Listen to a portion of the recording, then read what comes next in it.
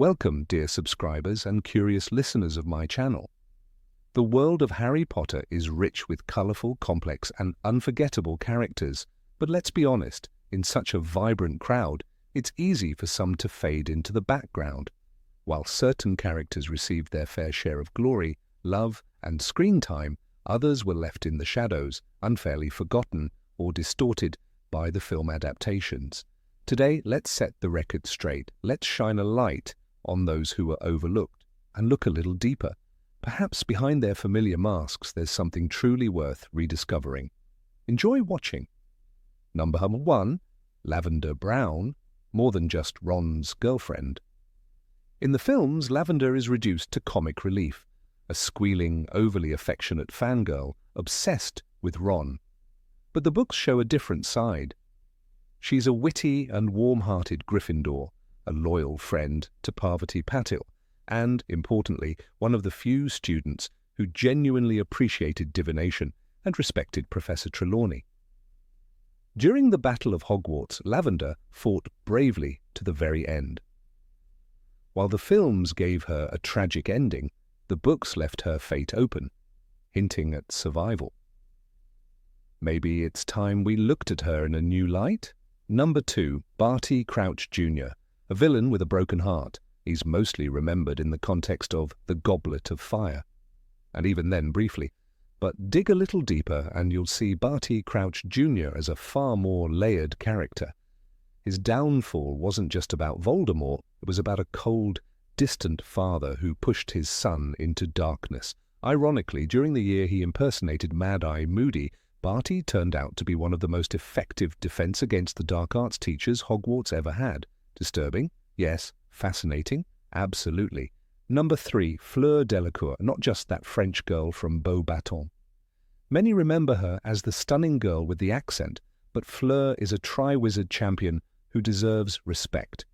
Her performance in the tournament was brave, if not flawless. She didn't give up, even when others might have. Her real strength emerged later: war, fear, and loss. She didn't run. She stayed by Bill's side, even after he was attacked by a werewolf, and she fought with the Order of the Phoenix. Partners like Fleur aren't just found, they're treasures to be cherished. Number 4, Regulus Black, the hidden hero in the shadows. He was a Black, a Death Eater, then a traitor to Voldemort. Regulus walked a path few could survive. He recognized his mistakes, turned his back on darkness, and tried to atone, sacrificing his life in the process. His heroism is easy to miss.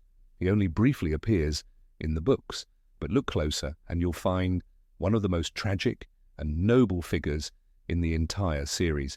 If anyone deserves a standalone movie, it's him. Number 5, Charlie Weasley, the off-screen legend. Book fans know him, movie fans barely saw him. Charlie is one of Ron's older brothers and easily one of the most vibrant members of the Weasley clan. He turned down a promising Quidditch career to pursue his passion for magical creatures and became a dragon tamer. He wasn't front and center in the war, but he was always part of the fight. Brave, kind, reliable, everything a true Order of the Phoenix member should be. It's a shame we know so little about him. Number 6, Andromeda Tonks. Andromeda Tonks was born a Black, sister to Bellatrix and Narcissa, raised to believe in blood purity and dark magic. But like Sirius, she broke the chain. She married Ted Tonks, a Muggle-born. For that, her family burned her name from the family tree. She never looked back. She chose love. She chose a different kind of magic, one that had nothing to do with curses or lineage and everything to do with the life she wanted to build. Her daughter Nymphadora Tonks joined the Order, fought for the right side, married Remus Lupin, a werewolf. Andromeda supported them both. Even when the wizarding world whispered, even when war knocked on her door. And then, one by one, she lost them. First Ted, then Nymphadora, then Remus. In one war, she lost everything, except for a child, Teddy Lupin, her grandson, the only piece of her family left.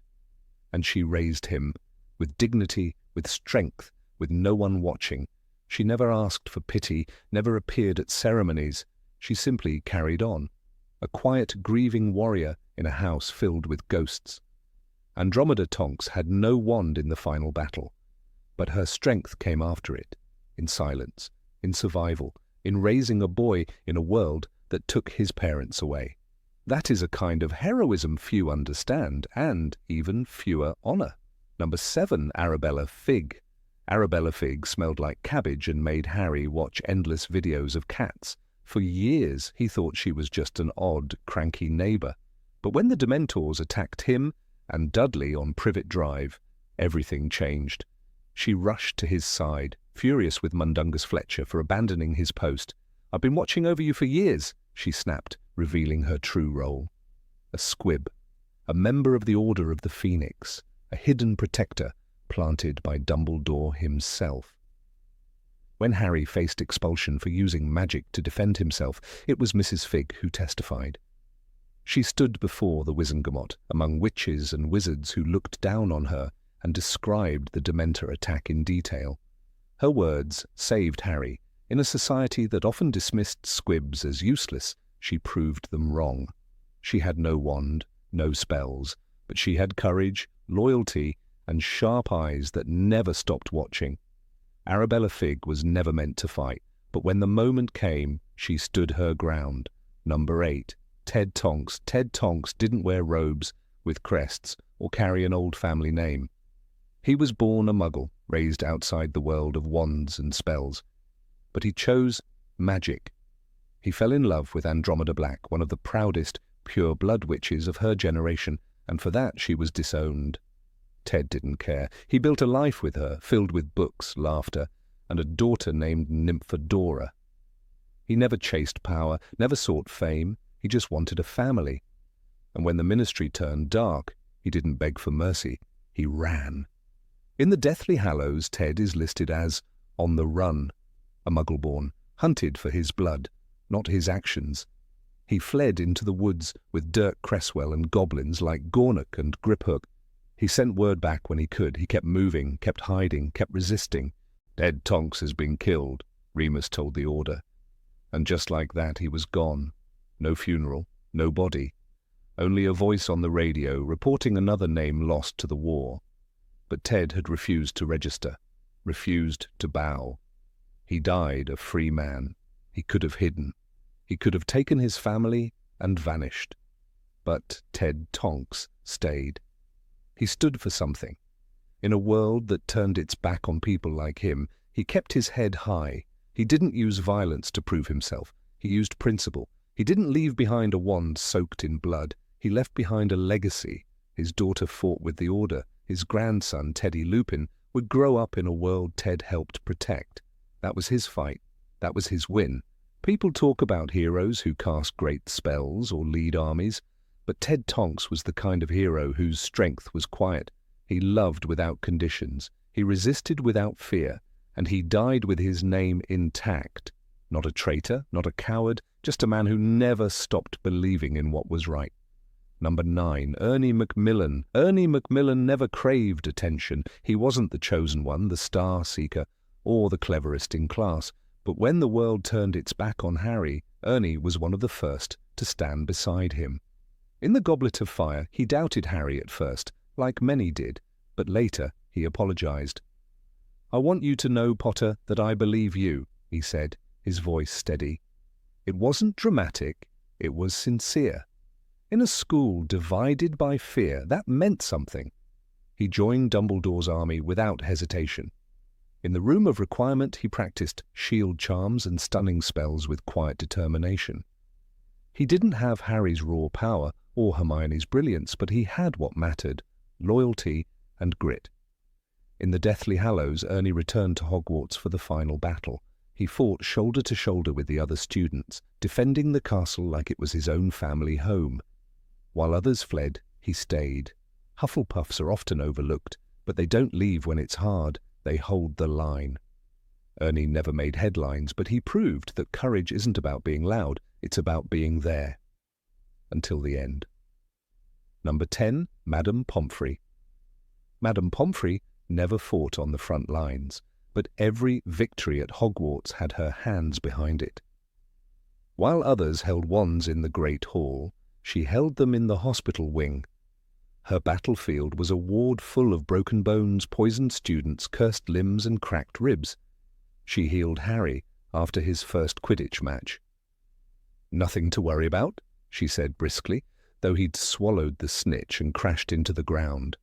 When Dobby cursed him with a rogue bludger, it was Madame Pomfrey who regrew his bones, 33 of them, in one night. She didn't ask questions, she didn't flinch.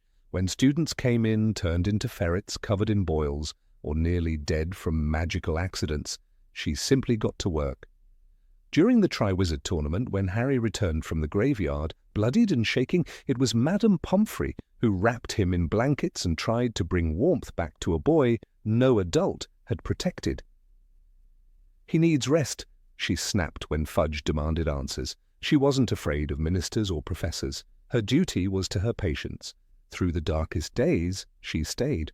When Dumbledore died, when Snape ruled, when Carrows tortured students, Madame Pomfrey remained. There's no mention of her leaving, no sign she ever considered it. She treated bruised rebels from Dumbledore's army, stitched them back together, and kept them whole in a world tearing apart. No spotlight, no reward, only that quiet strength day after day that kept hope alive inside stone walls. Without her, Harry wouldn't have made it past first year.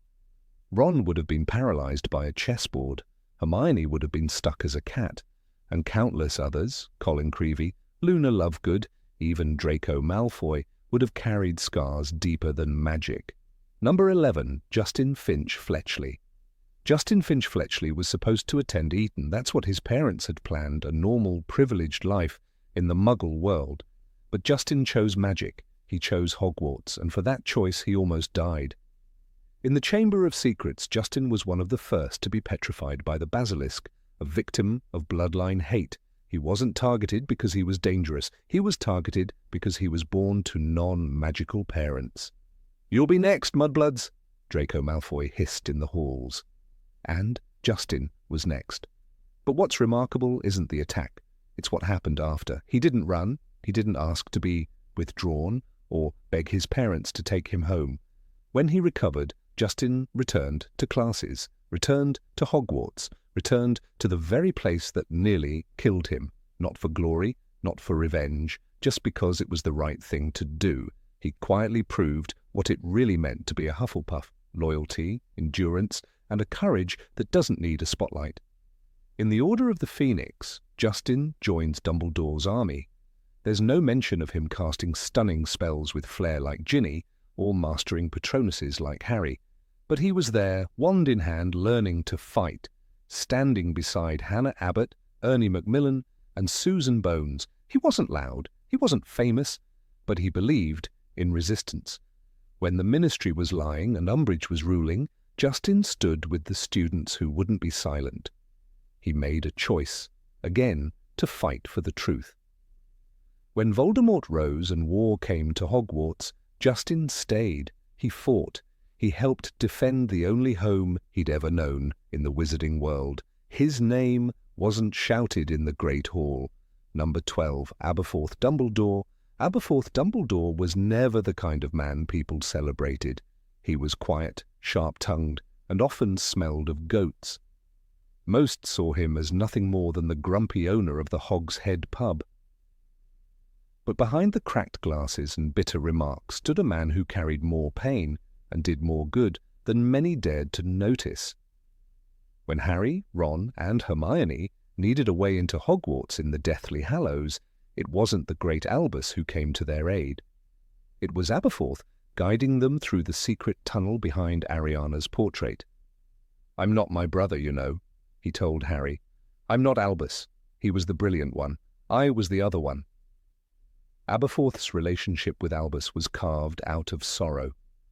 Years before, their sister Ariana died during a three-way duel involving both brothers and Gellert Grindelwald. That moment shattered the Dumbledore family. Aberforth never forgave Albus for what he saw as blind ambition that led to Ariana's death. And yet, when the final battle began, Aberforth stood by the castle, risking everything. He didn't do it for glory. He didn't do it to redeem his brother's name. He did it because people were dying, children were fighting, and even the most wounded hearts can't stay still when the world around them is burning. Inside the Hog's Head, Aberforth quietly sheltered those fleeing the Death Eaters. He fed them, kept them hidden, and asked for nothing. No fanfare, no thanks, just survival. When Neville Longbottom led the resistance from the Room of Requirement, Aberforth was the one keeping the tunnel open. He scolded the trio, yes, but he gave them what they needed. His sarcasm was a mask, but his actions spoke for themselves. "You're not doing this for Albus," he told Harry. "You're doing it for yourself, for your friends. That's what matters." Number 13. Olympe Maxime. Of all the figures who quietly shaped the course of the Second Wizarding War, few are as overlooked as Madame Olympe Maxime, the towering and elegant headmistress of Beauxbatons Academy of Magic.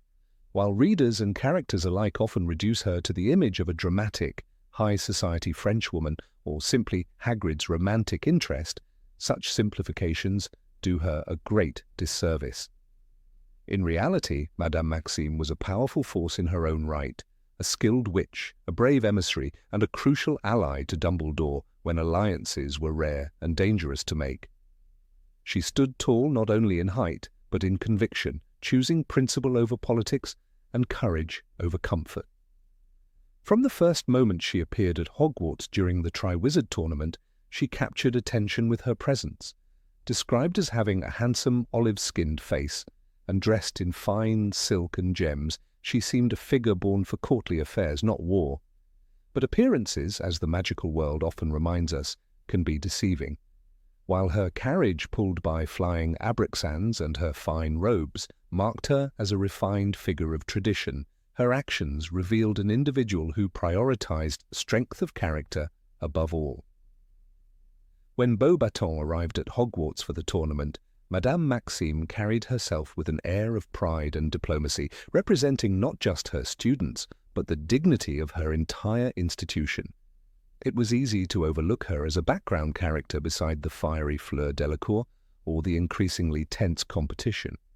But even in those early scenes, she showed signs of the calm, commanding leadership that would come to define her. She never bowed to pressure or intimidation, not even from the fearsome Barty Crouch or the ever-interfering Ministry of Magic. What truly separated Maxime from many others in the wizarding world, however, was her loyalty. She did not have to join Dumbledore. France, after all, was not yet under threat, and Beauxbatons had always been more of an isolated and proud institution. But Maxime recognized the darkness rising beyond her borders. She understood that the return of Voldemort was not a British problem. It was a magical problem, a human problem, and one that required unity across schools, languages, and nations. Her decision to join Dumbledore was not one of convenience. It was a commitment to the greater good. Perhaps her most telling moment came after the death of Cedric Diggory, when Dumbledore publicly declared Voldemort's return. Where others, like Cornelius Fudge, shrunk back into denial and fear, Maxime stood by Dumbledore, not loudly, not dramatically, but with quiet, unwavering support. In Harry Potter and the Order of the Phoenix, her allegiance was not forgotten. Dumbledore had sent Hagrid and Madame Maxime to try to win over the Giants. This mission, perilous and nearly suicidal, showed Maxime's unshakable resolve. Giants were not known for hospitality, and yet she went, not for glory, but because she knew someone had to. Their journey into the mountains was not one of diplomacy behind desks. It was treacherous, filled with tension, unpredictable aggression, and physical danger. Maxime faced the threat not only from the Giants themselves, but from Death Eaters already seeking to win the Giants to Voldemort's side. She stood beside Hagrid in the caves and camps of those ancient creatures, knowing full well that her presence might not only be unwelcome, it could be deadly. Yet she persisted. Her presence was strategic too. Though Hagrid was half-giant and familiar with their ways, Madame Maxime carried a different kind of power. Her aristocratic bearing, her calm and commanding voice, and her intelligence helped lend the mission a legitimacy it might not have had otherwise.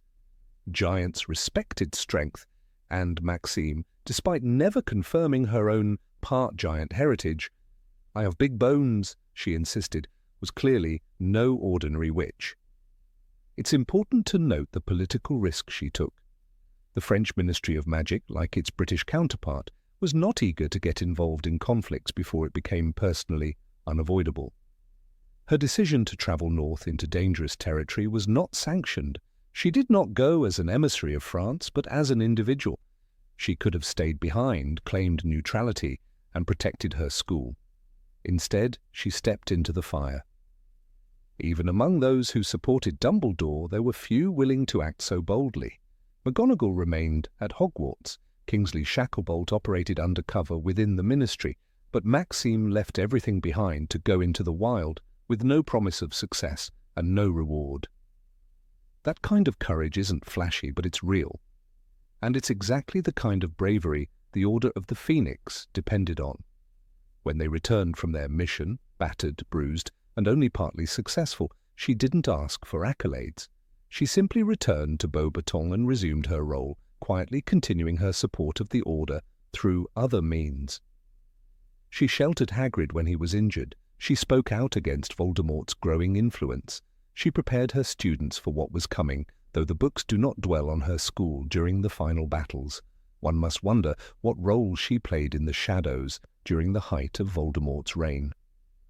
Beauxbaton was not untouched by war. Dark forces moved across Europe. Refugees fled to safer territories. It is not hard to imagine Maxime offering sanctuary to those in danger. Her school, nestled in the Pyrenees, may have become a quiet stronghold of resistance, an unsung outpost of defiance, much like Shell Cottage or Grimmauld Place. And yet she is barely remembered in the great accounts of the final battle. The focus lies naturally on the Battle of Hogwarts, on the heroes who fought and died in those hallowed halls. But leadership is not only about drawing wands, it's about standing for something. Maxime stood for unity, for strength, for decency, and she did so without ever asking for recognition. Number 14, Kreacher. Of all the characters scattered across the intricate tapestry of the Harry Potter saga, few experience a transformation as subtle, tragic, and ultimately redemptive as Kreacher, the house elf bound to the noble and decaying House of Black. When he first appears, hunched in the shadows of 12 Grimmauld Place, grumbling curses under his breath, he is the embodiment of loathing, of others and of himself. His twisted loyalty to the Black family, his open disdain for mudbloods, his hatred for Sirius, all of it paints a creature broken by servitude and soaked in generations of inherited prejudice. Yet as the story unfolds, Kreacher is revealed not as a one-dimensional caricature of house elf bigotry, but as a figure of pain, loyalty, and buried nobility. Through his relationship with Regulus Black and later Harry Potter, Kreacher becomes a symbol of the healing that comes from empathy and respect. Kreacher's first impressions are anything but favourable. He mutters darkly as he shuffles about, insults Hermione's blood status without hesitation, and clings desperately to the decaying relics of his former masters. Nasty little creature, Ron calls him.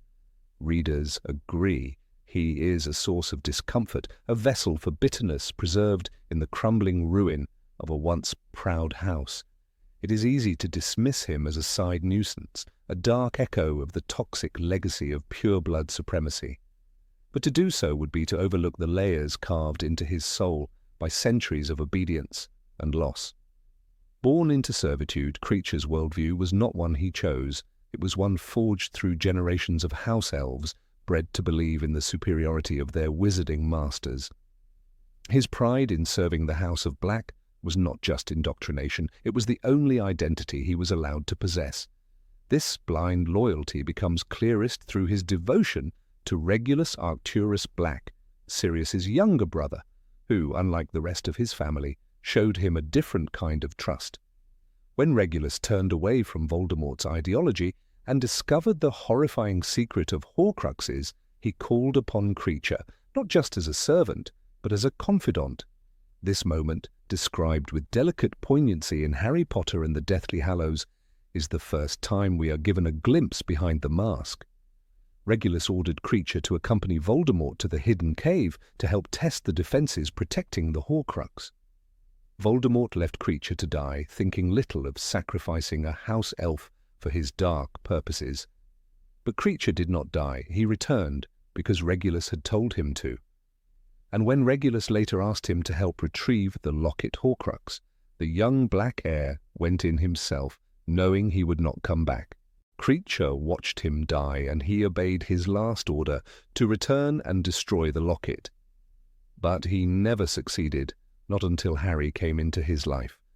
Kreacher's grief was never spoken aloud, but it seethed in every hateful whisper. His guilt over Regulus's death mingled with centuries of humiliation. The locket remained hidden in 12 Grimmauld Place, a silent monument to his failure. When Harry, Ron and Hermione arrived to use the house as headquarters for the Order of the Phoenix, they unknowingly disturb Kreacher's sacred space. The trio does not understand what the locket means, nor the pain buried beneath the floorboards. Harry treats him with suspicion, and Kreacher responds with disdain. But things begin to change when Harry uncovers the truth about Regulus. The turning point is a quiet one, yet monumental.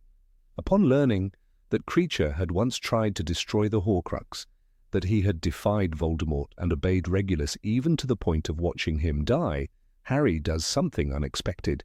He treats Kreacher with dignity. "Thank you very much, Kreacher," Harry says, offering kindness instead of commands. For the first time, Kreacher is not just an object of obedience. He is someone whose pain is acknowledged. It is this moment that begins to thaw the decades of bitterness that have twisted his soul. The change is not instant, but it is real.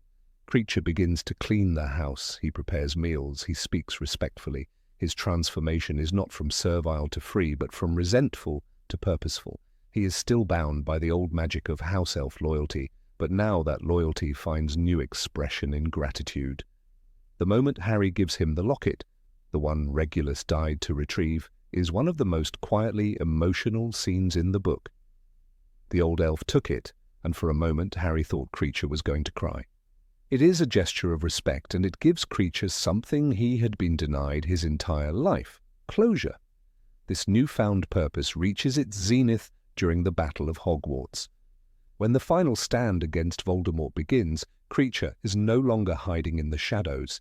He's seen charging into battle, leading the other house elves, wielding knives and shouting with fury, "Fight! Fight! Fight for my master, defender of house elves! Fight the Dark Lord in the name of brave Regulus! Fight!" It is not just a moment of comic relief, it is the culmination of a lifetime of pain, a final act of redemption. Kreacher, who began the story as a spiteful mutterer in a dusty hallway, ends it as a warrior, fighting for something he believes in. It is impossible to understand Kreacher without understanding what he endured. He was a product of a cruel system, where house elves were treated as lesser beings, and his personality reflected the contradictions of such a life. He loved his masters even when they despised him. He revered their bloodline even when it brought about his suffering. But what makes his story so powerful is the way he rises above it, not by casting aside his past, but by reinterpreting it through the lens of Harry's empathy. Number 15, Dean Thomas.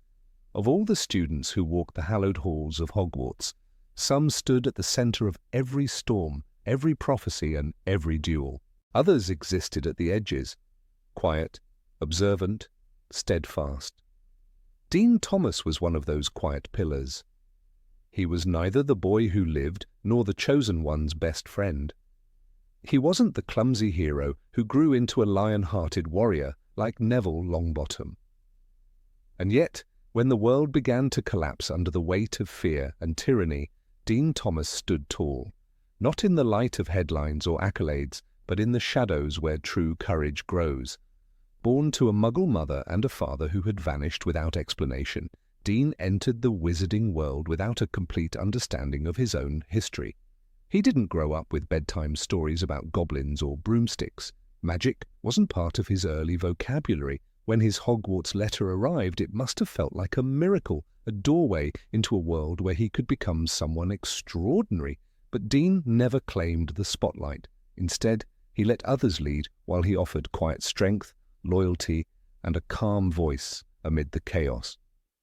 Throughout his time at Hogwarts, Dean's presence was often muted by the boisterous energy of Seamus Finnegan, his best friend and dorm mate. While Seamus blew things up in class and Ron Weasley cracked jokes and Neville stumbled into accidents, Dean watched. He listened. He contributed, but never loudly. When the Gryffindor common room buzzed with excitement, he was there, not centre stage, but always involved. His skill in drawing and love for West Ham football added layers to his personality that many overlooked. He wasn't just a Gryffindor, he was an artist, a dreamer, and someone grounded in the real world, a boy who carried the Muggle world in his pocket, even as he walked among spells and ghosts. Dean's character didn't bloom in a grand gesture. It grew like ivy, slow, quiet, and unrelenting. In Harry Potter and the Order of the Phoenix, when Dumbledore's army was formed, Dean joined without hesitation. He wasn't chasing glory, he was choosing what felt right. He stood in the room of requirement, wand raised, not because someone told him to, but because the idea of resistance resonated deep in his bones. It was here, away from professors and rules, that Dean began to understand the kind of man he wanted to be, one who wouldn't look away when things turned dark. As the Ministry tightened its grip and Voldemort's shadow fell upon every home, Dean was thrust into danger not because of his choices, but because of his blood. As a Muggle-born, he became an outlaw. He could have run, he could have disappeared into the Muggle world, forgotten magic, and tried to survive. But Dean didn't hide from his identity. He embraced it, even when it meant sleeping in ditches, moving under cover of night, and trusting strangers in the hopes they wouldn't turn him in. His time on the run is one of the most overlooked yet revealing chapters in the entire series. Dean joined a group of fellow fugitives. Ted Tonks, Dirk Cresswell, and Goblins Griphook and Gornock, all marked for death by the new regime. They travelled through forests and over hills, hunted like animals. It was a time of uncertainty, fear, and daily survival. Dean, just a teenager, became part of a war not by choice, but by principle. He didn't carry a prophecy or wear a cloak of destiny. He carried his own humanity and a belief that evil should not rule unchallenged. Ted Tonks, father of Nymphadora Tonks, became a mentor of sorts during this journey. When Ted was eventually captured and murdered by Death Eaters, it wasn't a moment of drama for Dean, it was trauma. One of the few adults he could trust had been taken. And yet, Dean didn't stop. He kept moving, he kept surviving. These weren't the kind of stories people wrote songs about. They were small moments of perseverance, the kind that form the backbone of every revolution. In Harry Potter and the Deathly Hallows, Dean's capture by Snatchers was not the end of his resistance. In Malfoy Manor, imprisoned with Luna Lovegood, Ollivander, and Griphook, Dean remained calm. He didn't crumble or beg. He watched. He waited. He offered what little comfort he could. It's easy to romanticize war, but it's in these quiet cells, stripped of freedom and hope, that true courage reveals itself. Dean didn't need to wield the Elder Wand or duel in the Great Hall to prove his bravery. He was there during the Battle of Hogwarts. Though the text never lingers long on him, his presence is a silent testament to the role of ordinary people in extraordinary times. The castle was burning. Death Eaters were flooding in. Giants smashed stone and rubble fell like rain. Amid all this, Dean fought. Not because he had to, but because he refused to let darkness win. Dean had joined the battle, the book notes simply. Just that. No fanfare, no spotlight. But there he was, wand in hand, heart on fire. One moment that often goes unnoticed is Dean's interaction with Luna. While imprisoned together, they formed a bond. Two young people sharing silence, fear, and hope. Luna, with her ethereal calm, and Dean, with his grounded resilience, were opposites that offered one another balance. Luna later painted Dean's face on her bedroom ceiling alongside her dearest friends. That act speaks volumes. In Luna's quiet world of wonder, Dean had earned a permanent place. Not everyone makes it to that ceiling. Dean's relationship with Seamus also evolved beautifully. From boyish friendship to a war-forged brotherhood, the two stood side by side when it mattered most. In the final defense of Hogwarts, when everything was falling apart, they were not students anymore. They were soldiers. They were family. That loyalty, that refusal to abandon each other, defined Dean far more than any spell or duel. Number 16. Katie Bell. Katie Bell's name is often overshadowed in the sprawling saga of Harry Potter, mentioned most frequently when the Gryffindor Quidditch team takes to the skies. A chaser with grace and precision, she flew alongside Angelina Johnson and Alicia Spinnet under Oliver Wood's strict captainship, making her one of the few consistent members across multiple iterations of the team. But the truth is, Katie was much more than a skilled flyer. Beneath the surface of that familiar name is a story of persistence, quiet courage, and a loyalty that never wavered, even when darkness fell over Hogwarts like a suffocating fog. Katie joined Hogwarts a year before Harry Potter arrived. She was sorted into Gryffindor, a house known for its bravery, and by her second year she was already playing Quidditch, an impressive feat given the fierce competition for team spots. While others sought glory, Katie demonstrated a steady, focused commitment to the team. She never flaunted her skills, never demanded the spotlight. Her role was solid, dependable, the kind of player every team needs but few celebrate. Fred and George Weasley often cracked jokes during practice, but Katie was never the butt of them. Even the twins respected her skill, her work ethic, and the way she seemed to fly not for herself but for the colours she wore. Yet it wasn't her Quidditch career that would carve her name in the silent history of Hogwarts heroes. In her 7th year, the world began to crack apart. Lord Voldemort had returned, though the Ministry denied it. Fear spread through the castle like cold wind. Dumbledore was a marked man. Students walked the halls, whispering of disappearances and attacks. And in the midst of this unease, Katie found herself at the heart of one of the school's most chilling incidents. The day had begun like any other. Katie had taken a trip to Hogsmeade with her friend Leanne, but between the laughter and the butterbeer, fate intervened. A package changed hands. A cursed opal necklace intended for Dumbledore, meant to kill. It had passed from the clumsy manipulation of Madame Rosmerta, under the imperious curse, to the hands of an unsuspecting Katie. In that moment, the course of her life would shift violently. The second Katie touched the necklace, her body rose into the air as if caught by invisible strings. Her eyes were shut, her face was white, and she appeared to be unconscious, as described in Harry Potter and the Half-Blood Prince. She screamed. She was hurled backward, her body writhing in agony as the curse took hold. It was only the presence of Leanne that saved her. The cursed object was snatched away before it could finish its work, but the damage had already been done. Katie spent several weeks in St. Mungo's Hospital for magical maladies and injuries, unconscious for much of that time. The curse had seared through her nerves like fire, leaving her disoriented, weakened, and traumatized. Memory loss haunted her, and the details of what had happened were a haze she couldn't piece together. It wasn't merely a physical wound. Magic, especially dark magic, leaves echoes in the soul. Katie, once defined by her fierce presence on a broomstick, now found herself lost in silence. Few students returned after being cursed like that. Trauma is a thief. It steals joy, confidence, identity. But Katie came back.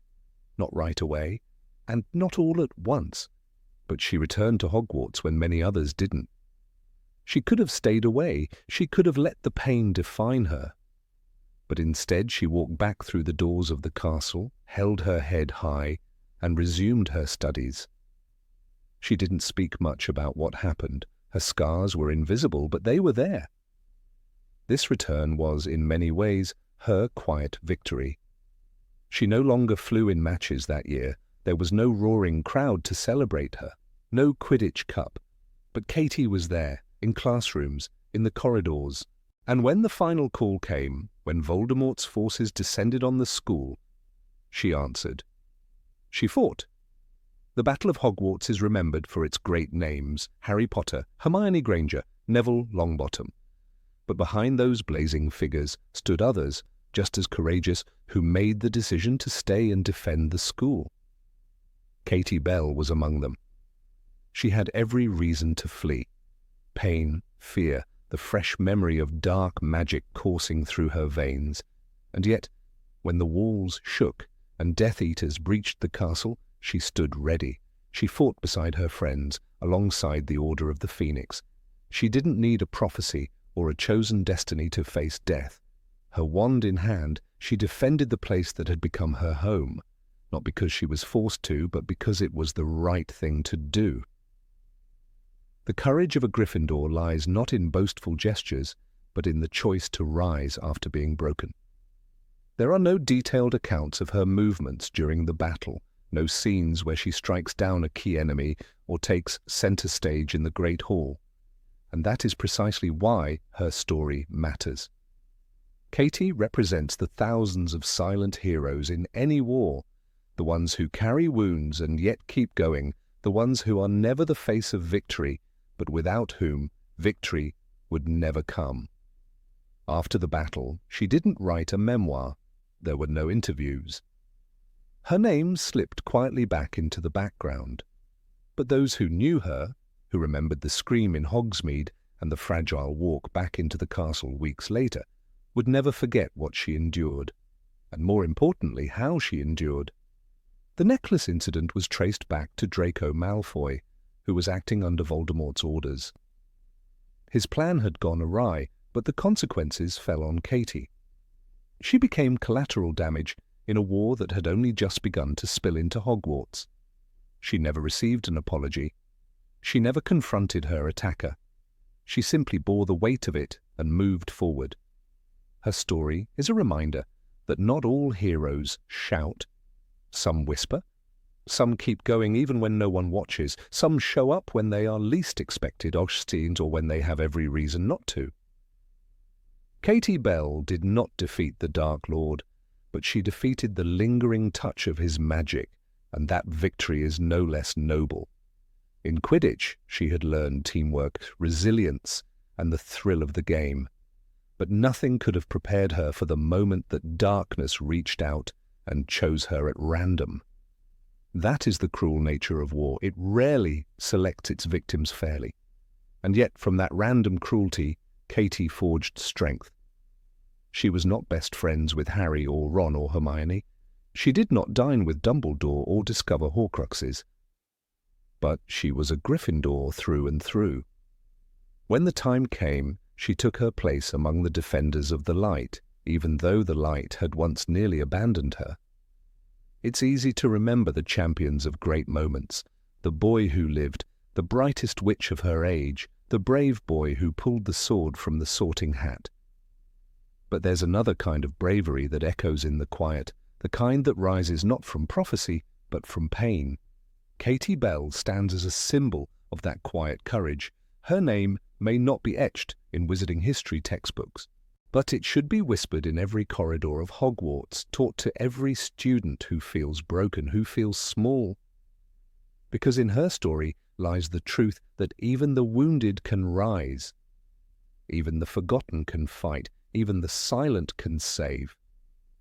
In the end, Hogwarts was defended not just by legends, but by students like Katie, those who chose to come back, those who stood on broken legs, shaking, and said, "Not again." That's what makes her story powerful. That's what makes her one of the unsung heroines of the war against Voldemort. And if you ever walk past the Quidditch pitch in the early morning mist, picture a young girl in scarlet robes, soaring high above the stands. Not chasing glory, but mastering the art of persistence. That was Katie Bell, quiet, brave, and never truly defeated. Number 17, Emmeline Vance. Of all the unsung heroes scattered through the Harry Potter saga, few cast such a haunting silhouette as Emmeline Vance. Her name flickers briefly across the pages like a candle in the wind, quickly extinguished by the storm of war. But beneath that fleeting mention lies a story buried deep within the layers of resistance, loss, and unbreakable courage. Emmeline was not a character meant for the spotlight. She never exchanged words with Harry. Her wand was never raised on the grand stage of the Great Hall. Yet her shadow lingers in the edges of the narrative, steadfast and enduring, reminding readers that not all battles are fought in the open, and not all heroes live to be remembered. First introduced to readers in Order of the Phoenix, Emmeline Vance is glimpsed during Harry's extraction from Privet Drive. As part of the elite group sent to escort him safely to Number 12, Grimmauld Place, her presence among the ranks of the Order confirms her trusted status. She rode in silence, vigilant and composed, her image sharp and regal. A stately-looking witch with an aquiline nose and long black hair.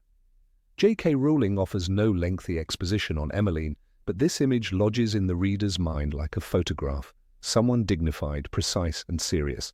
In a group of fierce, seasoned fighters like Kingsley Shacklebolt, Mad-Eye Moody and Nymphadora Tonks, Emmeline's inclusion was not a matter of chance. It was merit. Dumbledore's trust in her was explicit.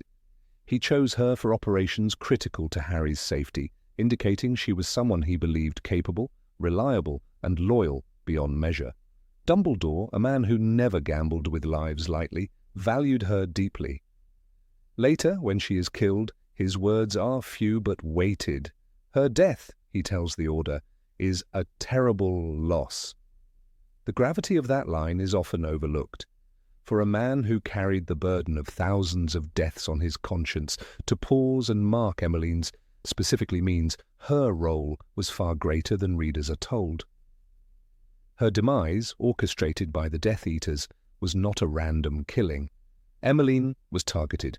The Ministry of Magic had been infiltrated. Voldemort's spies had fanned out across London like a plague. In the shadows, members of the Order of the Phoenix were hunted one by one. "They got Emmeline Vance," said Tonks in Half-Blood Prince, "outside her house." The wording is chilling in its simplicity. The attack was surgical, calculated, a message to the Order that no one was safe, not even those who cloaked themselves in silence. The location of her death, just outside her own home, adds to the tragedy. It was a place she should have felt secure, protected by enchantments and secrecy. But even those barriers had begun to fail as Voldemort's reach extended like ivy into every crevice of the wizarding world. The fact that the Death Eaters knew her whereabouts suggests betrayal or surveillance. In the words of Severus Snape, later revealed to be a double agent, the Dark Lord has infiltrated every level. Emmeline's death, then, was not just a loss. It was a wound in the very heart of the resistance. But Emmeline's significance is not only in her tragic end. She represents the many faces of quiet rebellion, the witches and wizards who work tirelessly behind the scenes, never asking for praise. These were the messengers, the watchers, the protectors. They weren't at the center of prophecy or carrying the fate of the wizarding world on their shoulders. They were the ones who made it possible for the others to succeed. Without people like Emmeline, there would have been no order, no protection for Harry, no safe houses, no relay of information, no resistance. Kingsley Shacklebolt, who later becomes Minister for Magic, worked closely with Emmeline. Both were embedded in circles that required discretion. Kingsley as an aura operating within a compromised ministry, and Emmeline moving in silence, always aware of the risks. The fact that she was paired with Kingsley in several missions implies she held not only magical skill but political and strategic acumen. They were part of a carefully balanced web of operatives who acted as buffers between Voldemort's encroaching influence and those still trying to resist. When the Order reconvened in Grimmauld Place, her absence was felt. It was never stated in mourning rituals or funerals. Such moments were not granted in times of war, but the looks, the silences, the pauses in conversation, they signalled loss. As readers, we are not given a record of her deeds. No monologue recounts her bravery.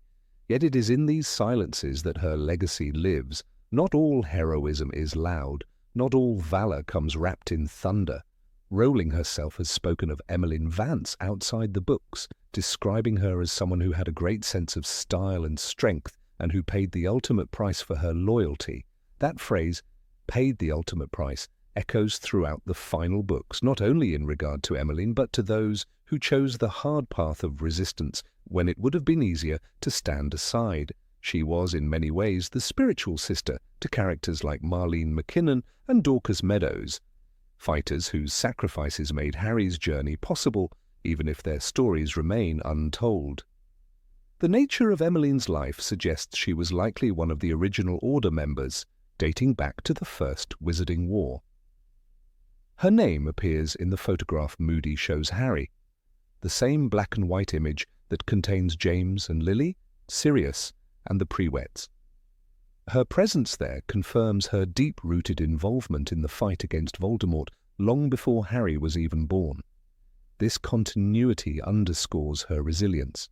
She survived one war only to die in the second. Such a fate was not uncommon among the Order's old guard, but to live through one nightmare and voluntarily walk into another, that is the truest mark of courage. The photograph itself is a relic of grief, and Emmeline's face, captured forever in that frame, is a symbol of all the fallen. She is not smiling, her eyes are stern. There is a weight to her expression, the burden of someone who knows what lies ahead.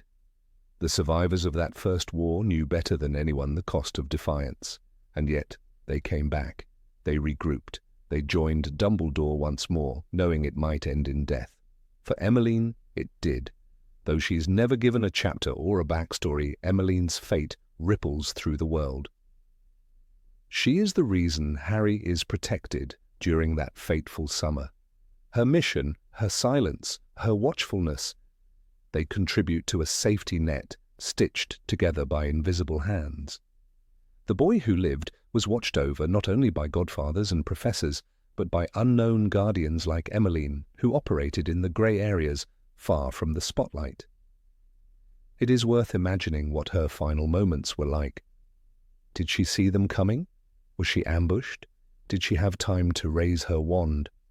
The books do not say, and that silence is perhaps the most devastating part. Her death was a loss, and yet the war did not stop for her. The battle surged forward, her name only whispered by those who knew the full weight of what had been lost. This anonymity mirrors the real-world soldiers, spies, and partisans, the many who die unrecorded but whose actions shape history. In the tapestry of resistance that the Order of the Phoenix represents, Emmeline is one of its quiet threads, invisible but essential. Her magic was not designed for spectacle, but for defense. Her voice was not raised for applause, but for warnings passed in shadow. The world she defended did not mourn her in headlines, but those who truly understood the cost of victory remembered her name. It is easy to revere the famous names Potter, Dumbledore, Granger, Weasley, but in every war the ones who carry the heaviest burdens are often those whose names never make it to the epilogue. Emmeline Vance belonged to a rare breed of witch, those who fought not for glory but because it was the right thing to do. And for that, her memory should not be relegated to the footnotes.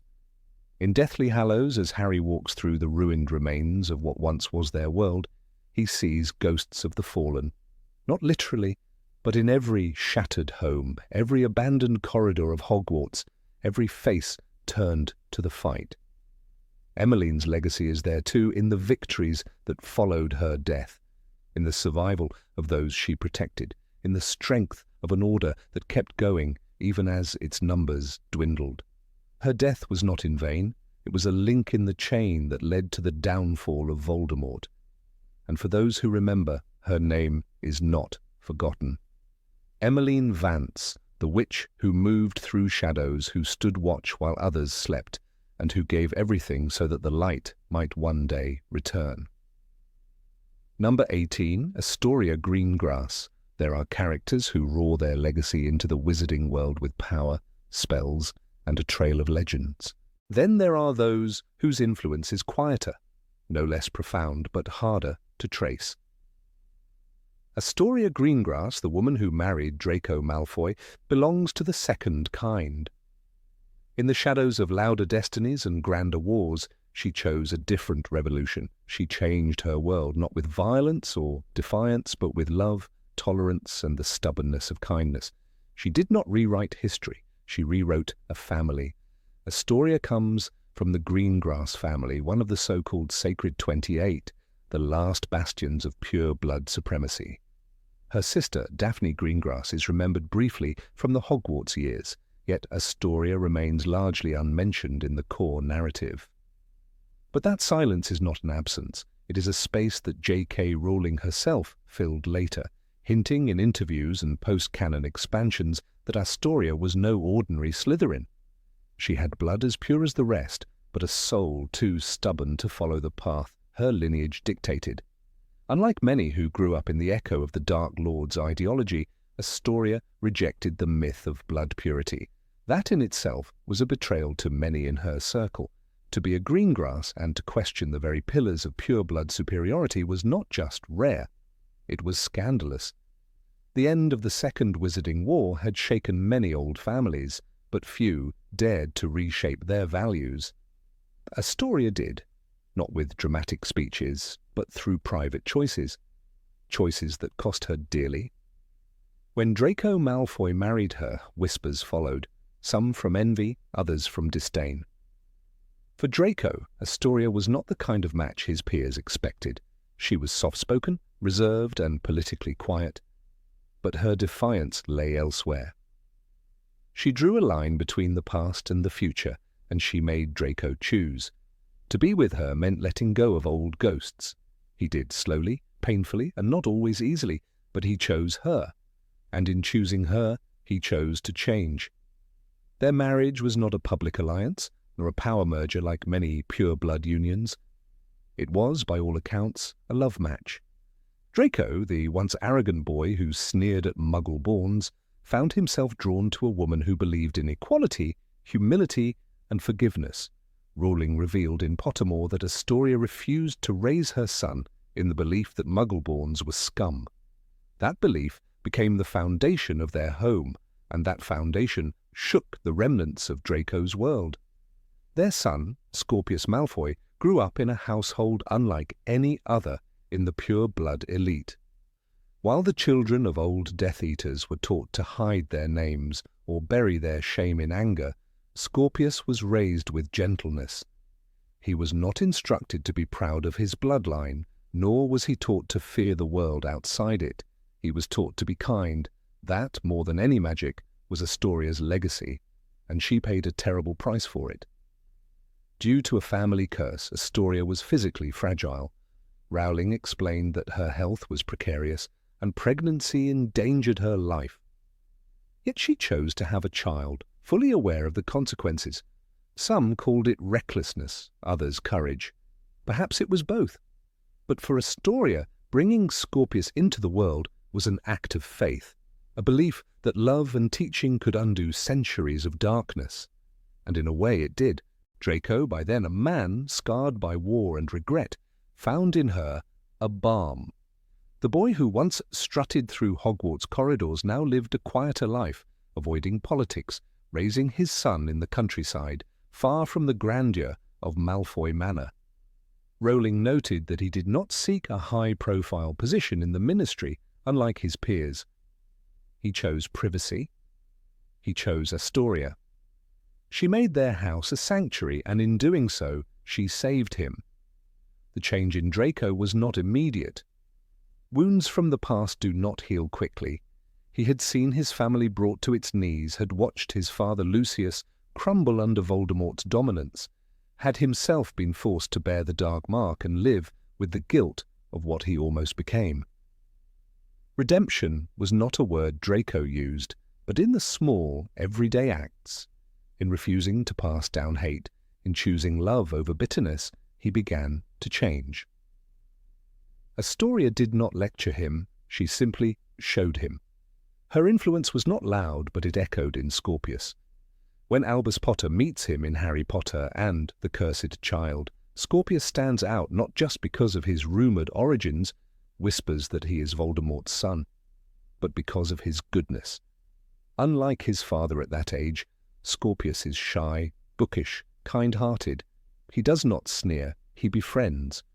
And when confronted by prejudice, he does not retaliate with anger. He listens, he remains gentle. That is Astoria's doing. Astoria's rejection by many in Slytherin society did not go unnoticed. The same circles that once welcomed her now viewed her with suspicion. She had married a fellow Slytherin, yes, but one who had disgraced himself in the war, and she dared to raise their child without the arrogance expected of his name. She was seen as weak, even traitorous, but she never responded in kind. She never sought to prove herself. Her strength was in her stillness. In one of the few glimpses we get of Draco in the later years, Rowling wrote in The Tales of Beedle the Bard, illustrated edition, commentary that Draco had learned to be a better man. That statement did not come from thin air.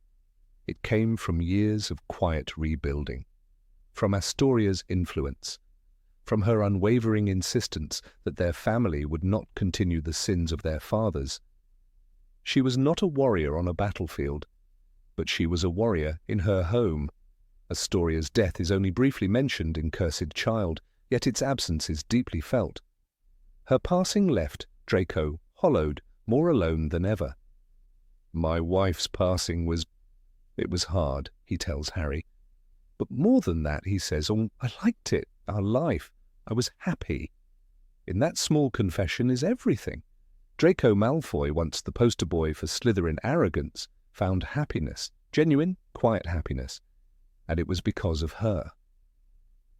It is easy to underestimate women like Astoria. Those who do not seek power, do not lead armies, do not make speeches. But it is often such women who carry the heaviest burdens. She stood against the tide of her upbringing, married a man who was still healing, and brought into the world a child who would be better than both of them. That is heroism too. That is legacy.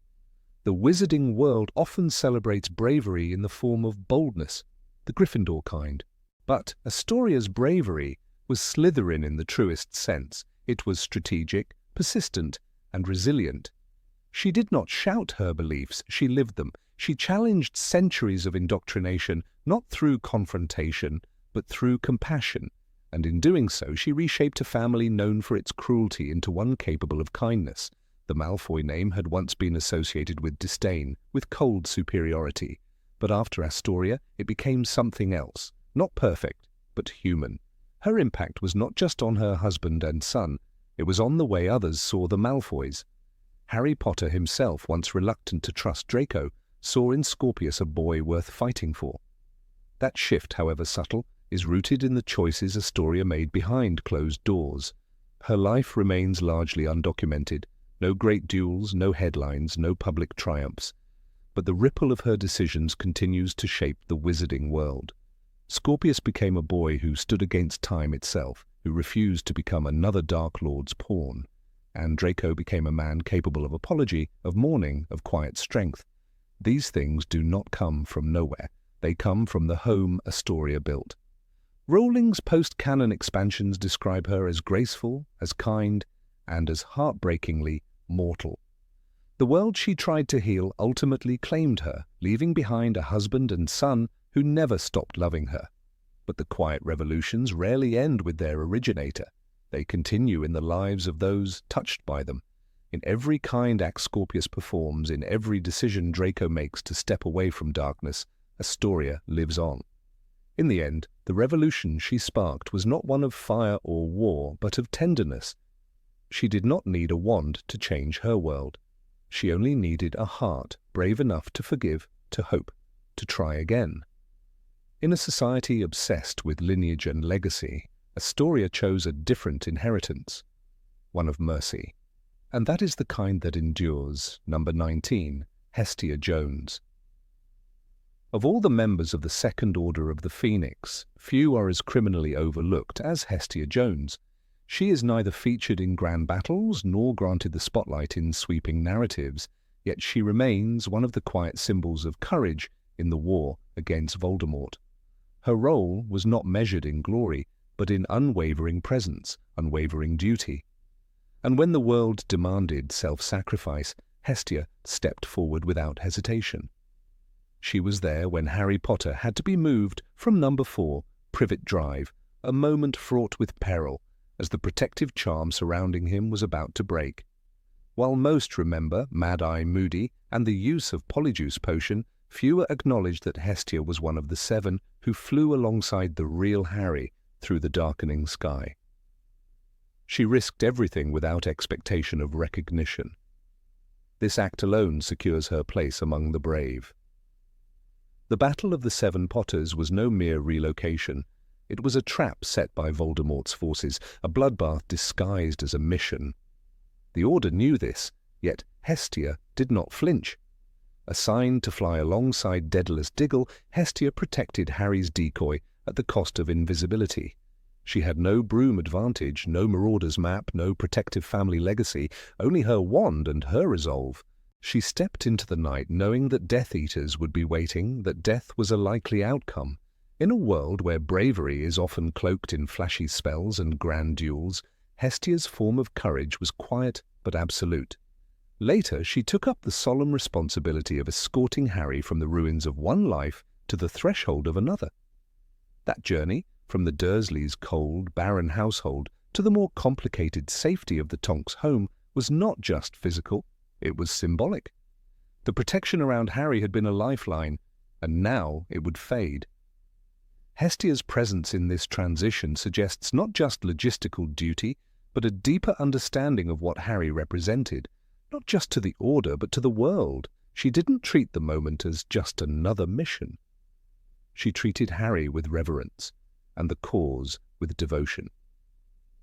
In that same moment, Hestia revealed something more personal, a rare window into her character. Upon entering the home of Ted and Andromeda Tonks, she noticed the warm, chaotic presence of the Weasleys, Arthur, Molly, and their many children. While many viewed the Weasleys as humble or even laughable for their poverty, Hestia saw the truth. "You're heroes," she said, awed by their integrity and sacrifice. That comment, so easily missed in the flurry of events, reveals a clarity of moral vision that defines her. Hestia recognized what others overlooked, that true heroism is not measured in medals or ministry approval, but in raising a family of fighters, of believers, in a world that tried to crush both. Her words were not just a passing compliment. They revealed a worldview shaped by gratitude, humility, and profound insight. In a society that often ridiculed or ignored the Weasleys, Hestia's recognition was rare and deeply touching. She knew what it meant to stand against the tide, to choose goodness over ease, and in the Weasleys she saw a mirror of her own values. Her praise echoed in that quiet house like a blessing, one untainted by politics or agenda. She saw the Weasleys not as eccentric purebloods, but as the last of the noble. Despite her clear valor, Hestia remains barely mentioned in official records. She doesn't attend Hogwarts duels, doesn't challenge Death Eaters in front of crowds. Her victories are in the margins, in the cold wind over Surrey, in the warm kitchen of a rebel home. She's there when things matter, even if no one sees her. When others fall away or become corrupted, like Mundungus Fletcher, whose cowardice jeopardized the 7 Potters' mission, Hestia remains a pillar. Her absence of ego is precisely what gives her character its weight. She isn't defined by narrative tropes, she is defined by action.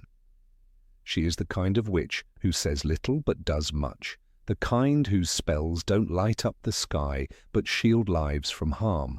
She doesn't lecture, she doesn't try to take the reins of the Order, she doesn't need to. Her strength lies in consistency, in reliability, in being the sort of person people know they can count on. In a war of paranoia, betrayal, and shifting loyalties, that quality is beyond rare. It is revolutionary. There's a quiet scene that defines Hestia more than any spell could. When the Dursleys prepare to go into hiding, it's Hestia and Daedalus Diggle who are assigned to protect them. Hestia is visibly appalled by the Dursleys' treatment of Harry. "You did not treat Harry Potter like a hero," she exclaims, her eyes cold with judgment. This moment captures her sense of justice. She does not stay silent in the face of cruelty.